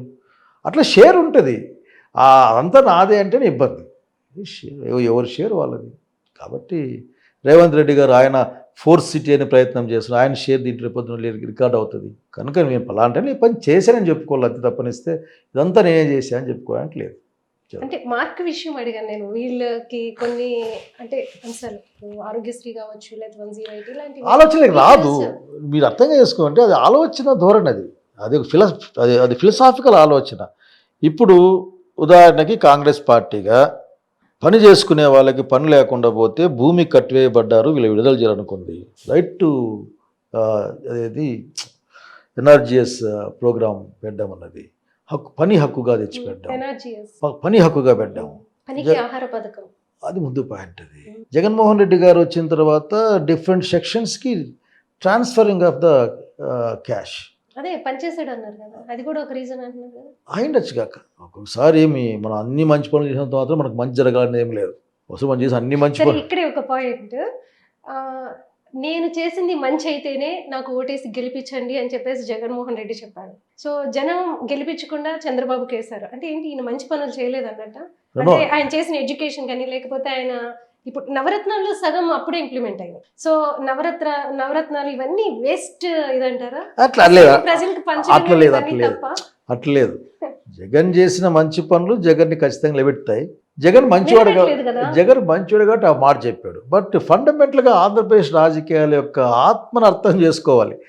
ఆంధ్రప్రదేశ్ రాజకీయాలు ఎట్లా జరుగుతాయి, ఏంటిది, అభివృద్ధి మీద జరగదు. ఇది మల్టీఫోకల్గా ఉండే పెక్యులర్ స్టేట్. ఆఖరికి ఇప్పుడు ఉదాహరణకి ముగ్గురు కలవడం వల్ల ఓడిపోయాడా, 11 సీట్లకు పరిమితం అయ్యాడా, లేకపోతే నిజంగానే ఆయన పథకాలు నచ్చలేదా? పథకాలు నచ్చలేదని మాత్రం ఎవరు ఒప్పుకోవడం లేదు. ఎందుకంటే విలేజ్ వెళ్తున్నా కదా ఈ మధ్యకాలంలో, అలాగే జనాలు they are questioning present government. ఏం జరుగుతుంది, మీరు ఏం చేయడం లేదు కదా, మీరు రోడ్లు వేయలే, ఏమేయలే, అవి డబ్బులు వేయలే, ఏం చేస్తున్నారు మీరు అనే ప్రశ్న ఒకటి మొదలైంది. పైగా మీరు ఎంత ఇసుక అమ్ముకునేకి, సారాయి అమ్ముకునేకి అంతా ఇది అని చెప్పి మాట్లాడుతూ ఉన్నారు. So people are questioning. కాకపోతే ఆ జంక్షన్లో ఆ టైంలో జరిగిన ఎలక్షన్లు ఎట్లుంటాయంటే ఏదో ఎమోషన్లో కొట్టుకుపోతాయి. చాలా అబద్ధాలని, నిజం కాని విషయాలని ప్రచారంలో తెచ్చిపెట్టగలిగారు వాళ్ళ వ్యూహకర్తలు, ఆ కూటమి వ్యూహకర్తలు పెట్టగలిగారు. దాన్ని ప్రజలు కూడా నమ్మగలిగారు. అట్లే మా వాళ్ళు చెప్పినట్లు, మా వర్కర్స్ చెప్పిన మార్కంటే మా వర్కింగ్ క్లాస్ పని చెప్పినట్లు అక్కడికి, సార్ మాకు డబ్బులు ఇస్తున్నారని అతను ఓడగొట్టాడు సార్ అన్నారు. అంటే మేము కొద్దిగా ఇండిపెండెంట్ అవుతున్నామని మమ్మల్ని ఓడగొట్టాడు సార్. వీళ్ళు ఒక సెక్షన్ పనిచేసింది సార్, దానికి వ్యతిరేకంగా మనకు వ్యతిరేకంగా మాట్లాడారు, మాకు వ్యతిరేకంగా. సో వాటే నేను చెప్పేదంటే దాంట్లో జగన్మోహన్ రెడ్డి గారు తప్పేం లేదు. కాకపోతే నేను జగన్మోహన్ రెడ్డి గారితో ఆ విషయం నాకు తెలియదు, నేను డిస్కస్ చేసింది లేదు. బట్ అబ్జర్వేషన్ చెప్పడం ఏంటంటే ఇంకొద్దిగా ప్లాన్గా చేసిండొచ్చేమో ఒకటి ఎక్కువ అందరిని నమ్మి అతను అట్లా అయిపోయాడు ఏమనిపిస్తుంది నాకు. ఎక్కువ నమ్మేసి ఆయన అసలు ఎవరితో మాట్లాడరు, ఎవరితో షేర్ చేసుకోరు, ఇండివిజువల్ డెసిషన్స్ తీసుకుంటాడు, నీ అంతలా వ్యవహరిస్తాడు అంటారు. మీరేమో అందరినీ నమ్మి మోసపోయాడు అనుకుంటున్నారు. ఏంటి అసలు ఇది? అంటే ఇప్పుడు వాలంటీర్లు పెట్టాడు, 50 ఇండ్లకు ఒక వాలంటీర్ను పెట్టాడు. అసలు వాళ్ళకి 5,000 ఇస్తున్నాడు 6,000 ఇస్తున్నాడు పక్క పెడితే 50 ఇండ్లకి అంటే 50 ఇండ్లకి రోగం వచ్చినా రెస్ట్ వచ్చినా ఏమొచ్చినా లేక వాళ్ళ పైన అజమాయిషి అయినా చూడడమైనా ఏదైనా ఒక మనిషి 50 ఇండ్ల కోసం పనిచేశాడు. తప్పంటావా? ఎవడన్నా ఎక్స్ట్రా పడితే అది తప్పు అవుతుంది కానీ సిస్టమ్ తప్పు కాదు కదా. ఏ ప్రభుత్వం ప్రజల్ని అబ్జర్వ్ చేయడం కోసం మనుషులను ఉపయోగించలేదా? అందరూ చేసే రకరకాల పేర్లతో ఇప్పుడు ఏదో జన్మభూమి కమలం పెడతాడు ఆయన చూడు పెట్టేశాడు ఆయన ఆఖరికి. సో ఈ విధంగా గతంలో కూడా ఉన్నాయి కదా. అదే కనుక ప్రతి ఒక్కరు ఏదో పెట్టేసి కొన్ని లక్షల మందికి ఎంప్లాయ్మెంట్ ఇచ్చాడు. అట్లాగే డైరెక్ట్గా పెన్షన్ ఇంటికి పోయేది, రేషన్ ఇంటికి పోయేది అని చేసేవాడు. ఆ తర్వాత సచివాలయాలు నా డిఫరెన్స్ నాకుంది దాంట్లో. ఎందుకంటే సచివాలయాలన్నీ సర్పంచ్ కంట్రోల్లో నమ్మేవాడిని నేను, ఎందుకంటే దానికి మాధ్యులం కాబట్టి. మరి అక్కడ చేశాడు, వీళ్ళందరూ నమ్మాడు. All these people are going to పైగా ప్రజలకు నేను మేలు చేశాను కదా అనుకున్నాడు. 90% మేలు చేశాను కదా. ఆయన లాస్ట్ ఎలక్షన్స్కి స్లోగన్ అదే అయిపోయింది, నేను మేలు చేస్తేనే నేను మేలు చేశాను కదా అనుకున్నాడు. మేలు అనే. బట్ సమస్య ఏంటంటే జగన్మోహన్ రెడ్డి గారు కానీ నేను కానీ ఇంకొకరు కానీ అర్థం చేసుకోవాలి విషయాన్ని. ఆంధ్రప్రదేశ్ రాజకీయాలు మేలు మీద అభివృద్ధి పైన నడవవు. దాన్ని అర్థం చేసుకోవాలి. మేలు అభివృద్ధి ఒక ఎంట్రీ టికెట్ లాగా, ఎంట్రీ పాయింట్ లాగా మాత్రమే పనికొస్తాయి. ఇప్పుడు నేను నా కాన్ఫరెన్స్కి వెళ్తే మీరు రండి, అన్ని ఊర్లో పొగుడతారు, శత్రువులు కూడా పొగుడతారు. నిన్న మమ్మల్ని కొట్టినావు కానీ మా రోడ్డు వేసినావు, బిల్డింగ్ కట్టినావు, ఇల్లు ఇచ్చావు అంటారు. కొట్టారా? కొట్టింటాం ఎప్పుడోసారి, రే పోరా ఏంటాం కదా అక్కడికి ఇట్లా గురువు వస్తే. అప్పుడు ఇంకా వయసులో 40 ఇయర్స్లో నేను 38 ఇయర్స్కి ఎమ్మెల్యే అయినాను. సో గొడవ పెట్టే అని చెప్పి అని వింటాం అప్పుడు. కానీ అని గుర్తు చేస్తారు, కానీ ఓటు వేయరు. ఓట్ డైనమిక్స్ వేరే. బట్ విపరీతంగా మాట్లాడతారు, విపరీతంగా చేస్తారు. Same thing. కాబట్టి ఎంట్రీనే నేను నమ్మే విషయం అంటే ఊర్లో పోయి కూర్చుంటే మన గౌరవానికి మనం చేసిన మంచి పని, మనతో మాట్లాడడానికి మనం చేసిన పనులు పనికొస్తాయి తప్ప ఓటు కోసం పనికిరాదు. ఓటుకి వేరే మెకానిజం, వేరే డైనమిక్స్ ఉన్నాయి. వాటిని అర్థం చేసుకోవాలి. నేనేమంటా అంటే ఓటును వాళ్ళ ఇష్టం ఉంటే అది కాదు. మనం ఒక మంచిని నమ్మినప్పుడు ఆ మంచిని ఇంప్లిమెంట్ చేయడం కోసం మనం అధికారంలోకి రావాలి. నువ్వు అధికారంలోకి వస్తే నువ్వు అనుకునే మంచిని ఇంప్లిమెంట్ చేయగలవు, లేకుంటే చేయలేవు. ఇప్పుడు జగన్మోహన్ రెడ్డి గారు సెకండ్ అధికారంలోకి వచ్చిన మెయిల్ కాలేజ్ అన్నీ కూడా పీపీ మోడ్లోకి పోతున్నాయి, పోయేవి కాదు కదా. అట్లాగే ఏదో కష్టపడి అందరికీ డబ్బులు పంపించేవాడు కదా. కొన్ని అప్పుడు నేను వాలంటీర్ సిస్టమ్ నేను తిట్టానేవాడిని, ఏదో కాపలా పెట్టాడా అనుకునేవాడిని. బట్ అసలు కాపలా పెట్టారా అనుకునేవాడిని. కానీ ఒకసారి ఇప్పుడు గమనించినప్పుడు జనాలు మాట్లాడేటప్పుడు అప్పుడు మనకు అర్థం కాలే. ఎందుకంటే మనకి వాలంటీర్ సిస్టమ్తో మనకు వచ్చిన డైరెక్ట్ కాంటాక్ట్ ఏంది లేదు. వాలంటీర్ వస్తే నమస్తే సార్ అంటే బాగున్నావా అని వెళ్ళిపోతుంటే అంతే. కానీ ఇప్పుడు చూసినట్టు పక్కన మా ఇంటి పక్కనే ఒక చౌక దుకాణం ఉంటుంది. అంత బారులు మనుషులు నేను 5 ఏళ్ళలో చూడలే. కానీ ఈ మధ్యకాలంలో పాప ముసలి ముతకంత పొద్దుటి నుంచి సాయంత్రం వరుస క్యూ ఉండి, అరే ఏమరా. నేను 1-2 బైట్స్ చూసాను ఈ పెట్టినవి కామెంట్స్. తెలిసి వస్తుంది లేరా, ఇప్పుడు తెలిసి వస్తుంది ఓట్లు వేసారు కదా కూటమికి అని చెప్పేసి కొన్ని వినిపిస్తున్నాయి. అంటే మీరు ప్రజల దగ్గరికి వెళ్ళినప్పుడు వాళ్ళు కూడా అలాంటి ఫీల్ అవుతున్నారా? అంటే జగన్కి ఇక్కడ అంటే ఇవన్నీ కూడా వాళ్ళు ఇమ్మీడియట్ ఫీల్ అవుతారు. ఉదాహరణకి ఏంటంటే రేషను ఇంటికి వచ్చేది, వాళ్ళు ఎక్కడో సందులో మొగదలో పెట్టేసి అందరూ వచ్చి తీసిపోయేవాళ్ళు. ఇప్పుడు రేషన్ షాప్ పోవాలి. ఆ తర్వాత ఇంతకుముందు ఆరోగ్యం బాగాలేదు, సరే వాలంటీర్ ఎట్లా మంచి వాలంటీర్ ఉంటే ఆ వాలంటీర్ కొద్దిగా వాళ్ళు చూసుకునేవాడు. ఇవన్నీ ఇప్పుడు లేవు కదా. ఆ తర్వాత అసలుకి ఎంఆర్ఓ ఆఫీస్కి పోకుండా గ్రామంలోనే ఒక రెవెన్యూ పర్సన్ ఉండి ఆ పర్సన్ రెవెన్యూని మెయింటైన్ చేసేవాడు. కానీ ఇప్పుడు జనానికి అర్థమవుతా ఉంది కాబట్టి జనం మాట్లాడుకుంటా ఉన్నారు. బట్ వ్యతిరేకించేంత స్థాయికి అట్లేదు. గవర్నమెంట్ని అయితే దే క్వశ్చనింగ్ ద గవర్నమెంట్, ఎందుకు ఇయ్యరు మాకు అనే విధంగా అడుగుతూ ఉన్నారు. నేను చూడాల్సింది. ఒకసారి మీరు గతంలో అసెంబ్లీలో మాట్లాడారు, సరదాగా విని దానికి ఆన్సర్ మీరు చెప్తారు. ఇప్పుడు ఏం మాట్లాడారు?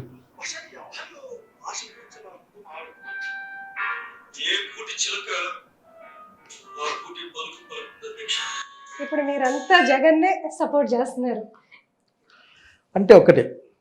కానీ మీరు కాంగ్రెస్ కూడా చిలుక అనుకున్నాము, ఇప్పుడు వైసీపీ చిలుక అయిపోతుంది. మీరు ఒక విషయం నేను చెప్పాను, నేను కొన్ని పాయింట్లు నేను నా రిజర్వేషన్లు నాకున్నాయని చెప్పాను కదా. విషయం మీరు అందరూ అనుకుంటే అతనికి వ్యతిరేక ఎవరు మాట్లాడి నా రిజర్వేషన్లు నాకున్నాయని చెప్పాను. అట్లాంటి విషయంలో మొహమాటలు. కానీ వెన్ ఎనిమీ ఈజ్ కమింగ్ అంటే ఐడియాలజికల్ శత్రువు మన ముందుకు వచ్చినప్పుడు మనం యుద్ధంలో ఎవరు అతను యుద్ధం చేస్తున్నారో అతన్ని బలపరచాల్సిన అవసరం. ఈ రోజున ప్రైవేటైజేషన్కి వ్యతిరేకంగా ప్రభుత్వాలే ప్రజల్ని ప్రైవేటులకు ఇచ్చే ప్రయత్నం చేసేటప్పుడు నిలబడాలి. కాంగ్రెస్ పార్టీతో పాటుగా జగన్రెడ్డిని కలుపుకోవాల్సిందే కదా నా అభిప్రాయం. సిపిఎం కలుపుకోవాలి, సిపిఐ కావాలి. హూ ఫైట్స్, కానీ ఫైట్ చేసేవాడిని సపోర్ట్ చేయాలి కదా. ఇది గూటి చిలక పలిక కాదు ఇది. ఎందుకంటే ఇప్పటికి కూడా నేను ఇంకా మొహమాటంగానే మాట్లాడుతూ ఉన్నాను. నేను మీరు మంచి డైలాగ్ ఎందుకు ఏ సందర్భంగా చెప్పారు నాకు తెలియదు, కానీ ఆఖరికి కరెక్ట్ రేవంత్ రెడ్డి విషయంలో చెప్పండి. అదే అయినచ్చు. ఏ గూటి చిలక ఆ గూటి పలికే పలుకుతుంది. ఇది మా చిన్నప్పుడు అయ్యవార్లు మాకు నేర్పించారు. ఎందుకంటే జగన్మోహన్ రెడ్డి గారి గురించి మీరు అడిగింది కానీ పాజిటివ్ క్వశ్చన్లు అడిగారు నన్ను. నేను పాజిటివ్గానే మాట్లాడాను. చిన్న విషయం ఎందుకు వెళ్ళాం, నాకు బాగా నవ్వు వచ్చింది. అంటే రాజకీయ నాయకులు అందరూ చెప్తారు కదా, వాళ్ళ మనసులో ఉన్న మాటని మా ప్రజలు అందరూ ఆమోదించాలి, వాళ్ళందరితో అట్లా నేను చెప్పలే కదా, డెసిషన్స్ తీసుకుంటాను. ఫస్ట్ కూడా అదే చెప్తారు, మీరు కూడా అదే అంటున్నారు. మా అది వాళ్ళు చెప్పలే. అడుగుతున్నారు, నేను అట్లా ఏమంటే ఇంతకుముందు అందుకని మీ మనసులో మాట ఏంటి కాదు, అంటున్నారు. నేనేమన్నా అంటే ఒక క్లారిటీ ఉండాలా ఎట్లా ఆ సెంటెన్స్ పైన. ఇంతకుముందు వినేవాడిని కాదు, ఇప్పుడు వింటున్నాను. వింటున్నారంటే మార్పు వచ్చింది. అట్లా కాదు, ఇప్పుడు అడుగుతున్నాడు ఒక నాయకుడు వచ్చి అడుగుతున్నాడు, అన్నా ఏం చేయాలా, సర్పంచ్ ఎలక్షన్లు పోటీ చేపిస్తేవి, ఎంపీటీసీ పోటీ చేపిస్తేవి, 10 ఓట్లు 10 ఓట్లు ఓడిపోయినాం, కిందే ఉన్నవాడు ప్రతాప్ రెడ్డి అని ఓడిపోయినాం, నెక్స్ట్ ఎలక్షన్లు వస్తూ ఉన్నాయి, ఎట్లా గ్రామంలో మన రాజకీయ పరిస్థితి ఏంటి. ఆ ప్రశ్నకు సమాధానం లేదు ఇప్పుడు. ఇంతకుముందు సమాధానం ఉండేది, వెయిట్ మనం వస్తాం అనేసి ఉండేది. అది ఆశ దూరం. ఇప్పుడు ఏంటంటే అడుగుతున్నాడు, నువ్వు ఏందన్నా ఏది మాట్లాడుతావు, ఇప్పుడు నీకు 60 ఏళ్ళు దగ్గరకు వచ్చినాయి, ఇంకా 65 ఏళ్ళు వస్తాయి ఆఖరికి, ఏందన్నా నువ్వు ఏం మాట్లాడుకుంటూ పోతే ఎట్లా అని మాడేగా వచ్చేవాడు. ఊరు నుంచి కింద పెట్టి వచ్చా భోజనం చేయకుండా. ఏమంటాయంటే వింటున్నాను, వినేదానికి అనేక అంశాలు పనులేక వస్తాయి. నేను ఇప్పటికి కూడా ఈ మాత్రం మాట్లాడుతున్నా అంటే నాకు రాహుల్ గాంధీ అంటే ఇష్టం కాబట్టి రాహుల్ గాంధీ గురించి తప్ప నా బ్రెయిన్లో ఇంకా ఆలోచన లేదు. రాహుల్ గాంధీ గారు ఎట్లా ఎందుకంటే నేను చూసిన అత్యంత గొప్ప మనుషులు వాళ్ళు రాహుల్ గాంధీ. నిజంగా అతనికి సమాజం పట్ల నిజమైన ప్రేమ ఉంది, మనిషి పట్ల నిజమైన గౌరవం ఉంది అతనికి. సో అటువంటి లీడర్షిప్ని నాకు ఇవ్వ అనుకుంటే అదే నా బహుశా నా సంశయాల్లో రాహుల్ గాంధీనే అది ఎటు ఉన్నాయి కాబట్టి, లేకపోతే కూర్చొని మాడేసేవాడిని. ఏంటే చెప్పండి మీ సంగతి చెప్పండి అని చెప్పి లేదా నేను వద్దులే, మీరు ఎక్కడికైనా వెళ్ళిపోండి, నేను ఊరుకుంటాపు అని చెప్పిండొచ్చు. నాకేం వదిలే, పాలిటిక్స్ వద్దు మీరు అని చెప్పి అట్లా చెప్పలేకపోవడానికి కారణం రాహుల్ గాంధీ. సో ఏదైనా మీరు చెప్పిన మాట.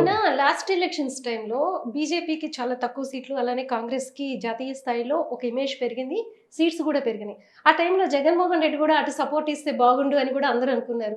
మీలాంటి సీనియర్స్ ఇక్కడ ఆంధ్రాలో ఏమనుకున్నారు? ఏనట్లే అనుకున్నా, తక్కువ వస్తే ఇతని సీట్లతోనే గెలిచే పరిస్థితి గవర్నమెంట్ ఫామ్ అయితే అట్లుంటే మేము మాట్లాడదాం అనుకున్నాను. నేను మాట్లాడదాం, నీకు ఎందుకు మేము ఉన్నాగా చూస్తామని చెప్దాం అనుకున్నాను. సో అనివార్యం, నీకు అర్థం కాదు కానీ జనరల్ విషయం ఏంటంటే ఈ రాష్ట్రంలో 2 గుంపులు రాజకీయాలు చేస్తూ ఉన్నాయి, 2 విధానాలు రాజకీయాలు చేస్తూ ఉన్నాయి. ఒకప్పుడు ఒక విధానానికి కాంగ్రెస్ పార్టీ, ఇంకో విధానానికి తెలుగుదేశం పార్టీ నాయకత్వం వహించారు. ఇప్పుడు ఒక విధానానికి బీజేపీ పవన్ కళ్యాణ్ చంద్రబాబు నాయుడు నాయకత్వం వహిస్తారు, ఇంకో విధానానికి మేము మా శక్తి మేర కాంగ్రెస్ పార్టీ ఉన్న జగన్మోహన్ రెడ్డి ప్రత్యక్షంగా వహిస్తారు. ఈ రాజకీయాలు ఇట్లే ఉంటాయి ఈ రాష్ట్రంలో. దీనికి మీరేం ఒక్క నిమిషం కూడా ఆలోచించబాకండి. లేకపోతే మా ప్రభుత్వం అంటాడు, ఎవరి ప్రభుత్వం అనుకున్నావు, ఇది మా ప్రభుత్వం. మా అనే దాంట్లో చాలా అర్థాలు ఉంటాయి ఆఖరికి, చాలా అర్థాలు. సో మీకే అంత సంశయం అవసరం లేదు, నేనేమంత ముసుగులో రాజకీయాలు చేసేవాడిని ఏం కాదు, చేయాలి డైరెక్ట్గా చెప్తా. ఆఖరి కాంగ్రెస్ పార్టీ అసలు జీరో అయిపోయి, ఇక్కడ ఇందాక నేను అన్నాను కదా హేట్రెడ్ సిచ్యుయేషన్లో ఉన్న టైంలో వెళ్ళారు. ఇప్పుడేమో ఈ వైసీపీ 11 సీట్లకి పరిమితం అయిపోయింది. ఈ టైంలో మీరు ఇక్కడికి వస్తున్నారు అని చెప్పేసి జరిగే ఊహాగానాల్లో అంటే ఏంటి అసలు ఎలా ఉంటుంది అంటారు? అంటే జీరోలోనే మీరు వర్క్ చేస్తారనే ఇది కూడా ఉంది, అంటే వస్తారు అని అంటే అర్థం చేసుకుంటారు. నేనేమనుకుంటాను, నాకు లక్షణం ఉంది, నాకు లక్షణం ఉంది. నేను సవాళ్ళకి భయపడను, కష్టానికి కూడా భయపడను. నేను కోరుకునేది ఏంటంటే నాకు తగిన గుర్తింపు, అట్లాగే నా సెల్ఫ్ రెస్పెక్ట్ దెబ్బతినకుండా ఇవి నేను కోరుకుంటాను. ఎంత పెద్ద కష్టమైనా, రాత్రి అయినా పగలైనా, అట్లాగే లోపల పెట్టుకుని బయటకోటి మాట్లాడు. ఎందుకంటే దాన్ని మోసుకు తిరిగేంత ఓపిక నాకు లేదు. సో ఏదో మాట్లాడేసిపోతాం, సాధ్యమైనంత గౌరవంగా మాడే ప్రయత్నం చేస్తాం, పని కూడా గౌరవంగా చేసిపోతాం. దాంట్లో కొద్దిగా అడ్వర్స్ ఎఫెక్ట్ వస్తే భరిస్తాం అంతే. అంతేగాని జీరోనా అనేది it's not a business. Politics is a political philosophical war. అంతే, ఇది బిజినెస్ కాదు ఇది. కనుక నువ్వేం నమ్ముతున్నావు, ఏం చేస్తూ ఉన్నావు. నేను మెడికల్ ఇష్యూస్ పై చాలా ఫీల్ అవుతున్నాను. ఎందుకంటే యాజ్ ఏ డాక్టర్, అట్లాగే ఒక దళిత్ నుంచి వచ్చిన నాకు గవర్నమెంట్ స్కూల్ లేకుంటే నేను డాక్టర్ అయ్యేవాడిని కాదు. నాకు చదువు ఉండొచ్చు, తెలివి ఉండొచ్చు, కానీ గవర్నమెంట్ స్కూల్లో చదివినా అంటే కారణం 5,000 2,000 రూపాయలు ఫీజులు కూడా వెనక్కి వచ్చేది రీఎంబర్స్మెంట్లు అప్పట్లోనే. కనుక వారిని వ్యతిరేకించాలన్నప్పుడు వ్యతిరేకిస్తాం కదా. చాలా ఫీల్ అవుతున్నా, చదివాడు మాట కూడా ఏంటో వినేవాళ్ళు లేడు. అప్పుడు నేను నన్ను మొన్న సర్టిఫికేట్ ఇచ్చేసాడు ఆఖరికి, పనులు ఆపేసేయండి, దీన్ని అమ్మే ప్రయత్నం చేయండి, కాంట్రాక్ట్ ఎస్టిమేట్ చేయండి, ఇది ఇచ్చేదాకా. సో దాన్ని ఇవన్నీ పాలిటిక్స్ అంటే ఇట్స్ నాట్ బిజినెస్. అట్లాగే పాలిటిక్స్ అంటే స్టిక్కర్లు కూడా కాదు, లేదంటే అవి జిఎన్ లైట్లు అవేదండి అవి కూడా కాదు. పాలిటిక్స్ అంటే ఫిలసాఫికల్ సోషల్ ఫైట్ ఇది. కాబట్టి human being is a political animal. దాన్ని అర్థం చేసుకోవాలి మనం. దాన్ని అర్థం చేసుకున్నప్పుడు మనం ఖచ్చితంగా లైన్లో ఉంటాం. దానికి ఇంకా అధికారం ఇప్పుడు రాజకీయంతో నాయకులు బిజినెస్ చేస్తున్నారా లేకపోతే రాజకీయం చేస్తున్నారా? I won't comment on anybody, but only one thing I can tell. మేము నమ్మిన ఫిలాసఫీ అది, వీళ్ళు నమ్మిన ఫిలాసఫీ ఇది. మనం ఏం చేస్తాం? ఉదాహరణకి నువ్వు మీ ప్రభుత్వంలో ఇసుక అమ్ముకోలేదా, మేము అమ్ముకుని అడ్డం వచ్చింది అని నేను ఒక ఆర్గ్యుమెంట్ చూశాను నేను. సో ఇసుక అమ్ముకోవడమే రాజకీయమే, దాన్ని ఏం చేయగలిగితే ఏముంది? కానీ మా టైంలో ఇసుక అమ్మలే మేము, ఎందుకంటే భూగర్భ జలాలు పోతాయని. చివరికి నా సొంత పార్టీ కార్యకర్తల ట్రాక్టర్లు కూడా నేను దాన్ని ఏమంటే బ్లాక్ చేయించేవాడిని, సీజ్ చేయించేవాడిని, చెప్పేవాడిని ఇది చేయకూడదని చెప్పేవాడిని. అసలు నీళ్ళు లేవు రాయలసీమలో తెక్కులు అని చెప్పేవాళ్ళు. కనుక వారి ఆలోచన అది, వాళ్ళ ఆలోచన అది, మా ఆలోచన అది. మనం ఏం చేయలేము. అంతెందుకు మీకు 20 ఏళ్ళ అనుభవం ఉంది, మీకు 20 ఏళ్ళు దాటి అనుభవం ఉంది పాత్రికేయ వృత్తిలో. మీ ఆలోచన ధోరణికి, మీ ప్రశ్నార్థికి, కొత్త వాళ్ళకి చాలా స్పష్టమైన తేడా ఉంటుంది. వాళ్ళని తప్పనలేము, మనం తప్పు కాకుండా చూసుకుంటే చాలు. That is my opinion. Congress వైపు ఉండే ఇప్పుడు జరుగుతున్నటన్నిటి మీద ఫైట్ చేయబోతున్నారా? జగన్మోహన్ రెడ్డికి సపోర్ట్ ఇస్తూ చేయబోతున్నారా? ఎలా ఉండబోతుంది? అంటే అందరూ చేసేది ఒకటే ఫైట్ ఉంటుంది, కాకపోతే నేను మీకు ఇంకొద్ది నేను మా ఊరికి పోయాక క్లారిటీ ఇవ్వగలను. ఇంత మా ఊరికి వెళ్ళలే, నేను ఇక్కడిక్కడే తిరుగుతున్నా. ఎందుకంటే మా డాక్టర్ అమ్మ కదా పాపం భోజనం పెట్టాము నాకు. మీరు నవ్వద్దండి, ఫ్యామిలీ గురించి చాలా మందికి తెలియదు.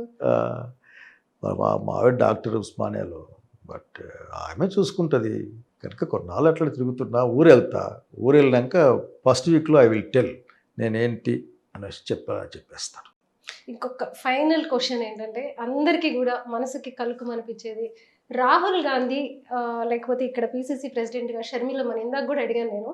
షర్మిలమ్మని పెట్టేటప్పుడు మీలాంటి సీనియర్ నాయకులు ఎందుకని చెప్పారా, చెప్పలేదా, అసలు ఎందుకు లేని ఊరుకున్నారా? అంటే చాలా సెంటిమెంటల్ ఇష్యూ. నేను కాంగ్రెస్ పార్టీలో ఏం లేకపోయినా నేను అంత సీనియర్ నాయకుని కింద లెక్క ఇప్పటికీ ఈ నిమిషానికి. I cannot reveal all everything. చెప్పాల్సిన చోట చెప్పాల్సిన విషయాలు చెప్పే ఉంటాం కదా, చెప్పకుండా ఉండం కదా. కనుక they believed, high command higher leadership believed. కనుక దానికి సపోర్ట్ చేయడం మన పని, సపోర్ట్ చేయలేకపోతే ఊరికే ఉండడం మన పని. లేక సపోర్ట్ చేయలేక ఊరికే ఉండలేని పరిస్థితి ఉంటే మనం పక్కకు పోయి కూర్చొని మన చీరలో మనం కూర్చొని ప్రశాంతం కూడా మన పని.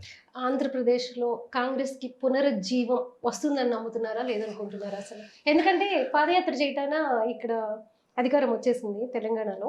సో ఆంధ్రాలో ఎలా ఉంటుంది? తెలంగాణ కంటే ఆంధ్రలో బాగా చేశాం. నేను చెప్పాను కదా మీకు, మీరు రండి ఒకరోజు మీ ఫ్యామిలీతో కలిసి రండి మా ఊరికి వెళ్దాం. లక్షణంగా విపరీతంగా పొగుడతారు. నేను మా చెల్లి అని పరిచయం చేస్తాను మిమ్మల్ని, మా అన్నమ్మ మీ అన్నమ్మ అని పరిచయం చేస్తారు. ఓట్లు రమ్మంటే సో ఇట్ టేక్స్ టైం. కరెక్ట్గా డెసిషన్ చేయగలగాలి, వాస్తవ పరిస్థితులను అర్థం చేసుకోవాలి. ఉత్తరప్రదేశ్లో ఉన్న మోడల్ ఆంధ్రప్రదేశ్లో పనిచేయదు, కర్ణాటకలో ఉన్న సర్కమ్స్టెన్సెస్ ఆంధ్రప్రదేశ్లో పనిచేయవు, తెలంగాణలో అక్కడ పనిచేయదు. సో ఏ రాష్ట్రానికి ఆ రాష్ట్రానికి ఆలోచించుకునే ప్రయత్నం చేయాలి. అట్లాగే నేను ప్రతి ఒక్కరు చెప్పినట్టు పవన్ కళ్యాణ్ చెప్పినట్టు అది చెప్తాను, ముందు ఆగండి, కూర్చోండి, ఆలోచించండి, ముందుకెళ్ళండి. ఇక పరిగెడుతూ పోతే ఒకటే పరిగెత్తచ్చు, ఏముంది అందేముంది. కానీ ఆగడం మంచిది, ఆగిన తర్వాత ఆలోచించుకోవడం మరింత మంచిది. ఆలోచించడానికి నిర్ణయానికి రండి. సో ఎవరికే చెప్పమంటే నీకైనా నాకైనా నా కొడుకైనా చెప్తా, రాస్తే మీరు పరిగెత్తబాకండి, ఏం మునగదు, ఒక నిమిషం ఆగండి. సో ఆంధ్రప్రదేశ్ కాంగ్రెస్ పార్టీ కూడా వాడికి ఇంతకుముందు ఎక్కడో నాకు శాలేశ్వరికి వేసి టాకెందుకు వారికి అంటే పొలిటికల్ లీడర్ల పిల్లలకి తెలియకుండా లోపల అటువంటి ఉంటాయి. కానీ బట్ అంత తొందరగా వాళ్ళు ఏమీ స్వేచ్ఛను కోల్పోరు. అంటే వాళ్ళ కష్టాలు కూడా చూసింటారు. అంటే అధికారంలో వచ్చే కష్టంతో పాటు అధికారంతో వచ్చే అది చూసింటారు, ఆ పవర్ని చూసింటారు, కష్టం కూడా చూసింటారు. సో అంత తొందరగా ఎందుకు ఇది ఇంకా రన్నింగ్లో ఉండదు కదా. కాయలే మీరే 60s కదా, సో అప్పుడు ఏముంది అనుకుంటున్నారు? అనుకుంటూ ఉంటారు ఆఖరికి అట్లా కనుక అట్లా వాడు ఆర్థోపెడిషన్ మావాడు. ఓకే. వాళ్ళమ్మ మంచి హాస్పిటల్ పెట్టలా, మీ నాన్న పెట్టమంటే పెట్టలేదు అంటుంటుంది. మీరేమో ఇంతకు ముందు చెప్తూ ఆమె మీద డిపెండ్ అయిపోయాను అంటున్నారు, మళ్ళీ హాస్పిటల్. అంటే ఆమె మీద యాక్చువల్లీ మా డాక్టర్ అమ్మ గైనిక్ 2 డిగ్రీలు చేసి ఉంటుంది, మాస్టర్ డిగ్రీస్. నేను నర్సింగ్ పెట్టి చూసుకోండేదేమో, మనం యాంటీ ఎస్టాబ్లిష్మెంట్ అయిపోతుంది. ఊరబ్బా నెల వస్తేనే ఆ జీతం ఈ జీతం ఏడబరిస్తాం అనుకునే బ్యాచ్ నేను.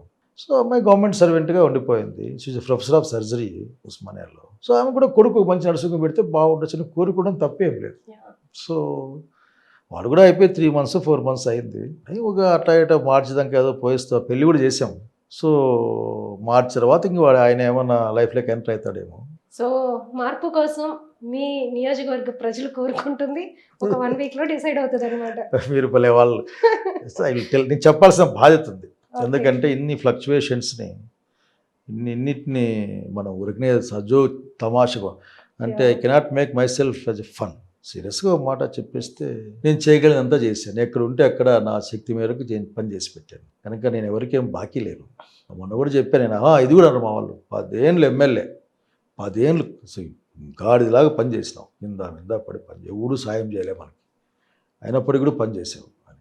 కనుక ఎక్కడో పని చేస్తాం కాబట్టి పని చేసాం. ఒకే ఒక బాధ ఏంటంటే ఇది చెప్పుకుండా పోతే బాగుండదు, అంత గొప్పగా ఉన్న గవర్నమెంటు, గొప్పగా ఉన్న పార్టీ ఈ రోజున 2 రాష్ట్రాలు ఏంటబ్బా ఇది అనే ఆలోచన. అది మాత్రం జీవితకాలం మాకు రాజశేఖర రెడ్డి మరణం నా జీవితంలో అయితే అత్యంత బాధపడే సంఘటన రాజశేఖర రెడ్డి గారి మరణం.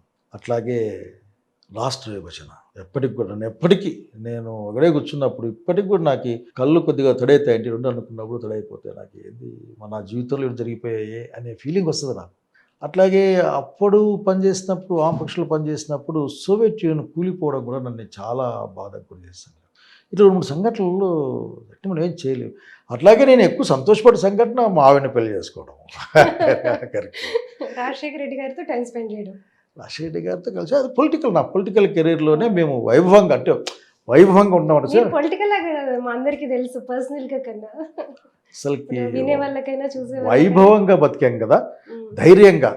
అసలుకి రాజశేఖర రెడ్డి హయాంలో ఎమ్మెల్యేలు అంటే అసలుకి నెక్స్ట్ లెవెల్ అంతే. ఈ అది ఊహించుకుంటేనే ఇప్పటికి మొహం ఆనందం వచ్చేస్తుంది పోయినప్పటికి కూడా. బాగా ఎంజాయ్ చేయడానికి ఆయన స్కోప్ ఇచ్చారు. ఆ తర్వాత వచ్చిన గవర్నమెంట్స్ లో అది కనిపించింది. అట్లా కాదు, అతను ఎమ్మెల్యేగా చూశాడు. అతని తమ్ముళ్ళలాగు, కొడుకుల్లాగు, బిడ్డల్లాగు ఇట్లా చూశాడు అతను ఆఖరికి. అతను అందరినీ పేరున పలకరించి మనకేం అవసరమో చేసేవాడు. అట్లాగే పబ్లిక్ సమస్యలను తీసుకెళ్తే వెంటనే రియాక్ట్ అయ్యేవాడు. రాజశేఖర గారి గొప్పతనం మీకు మాట చెప్పాలి. నాకెవరో తెలియదు, వరంగల్ నుంచి వచ్చారు, బయట ఉన్నా నేను సమతా బిల్డింగ్ ముందర వచ్చి నన్ను పట్టుకొని ఏడుస్తున్నారు. ఎవరు మీరు అంటే నాది వరంగల్, కరీంనగర్ ఏదన్నారు. ఏం చేయాలి, ఎవరు మీరు, నాకే సమాధానం. సరే మీరు చెప్తే రాజశేఖర రెడ్డి గారు పనిచేస్తారు అంటే నేను చెప్తే కొత్త ఇంకా ఎమ్మెల్యే అన్న లేసి ఎవరు అతికిచ్చారు, అది వాడికి అని. సో టైర్కి వస్తే అది 13 లక్షల బిల్ ఎస్టిమేషన్. ఇది కాక్లియర్ రీప్లేస్మెంట్ అట్ సంథింగ్. అప్పట్లో చాలా రోజుల క్రితం వెళ్ళా నేను, డబ్బులు కావాల.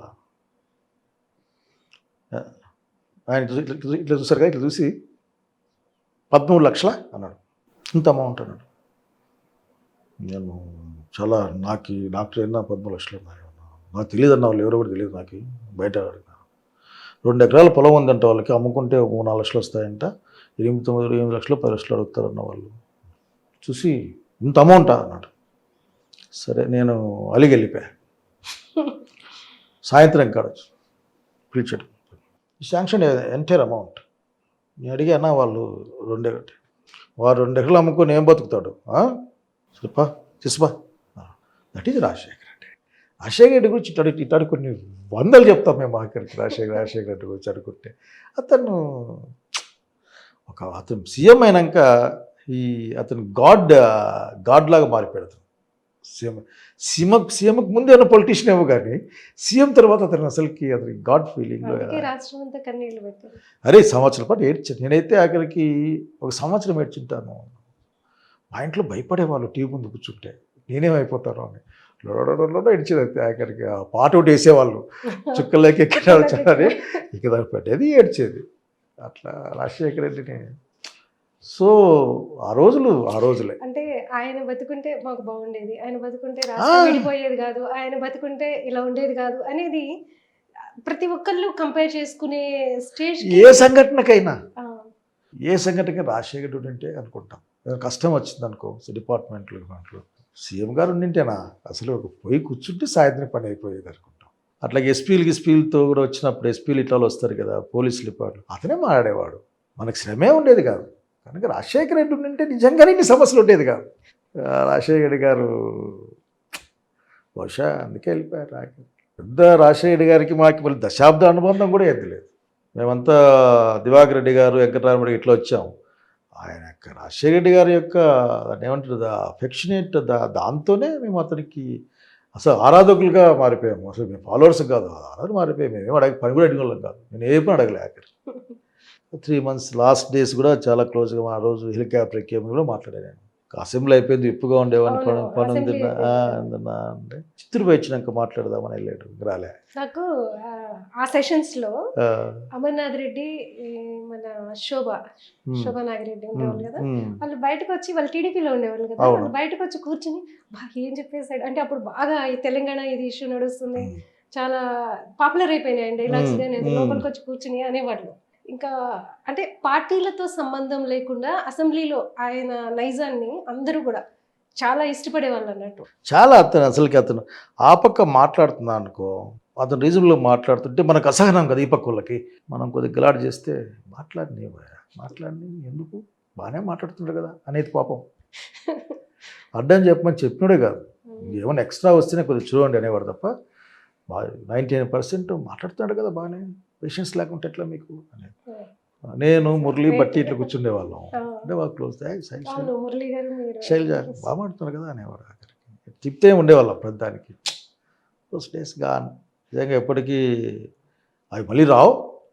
అంత పెద్ద అంత నాయకుడు మళ్ళీ నేను ఐ కెనాట్ ఎక్స్పెక్ట్.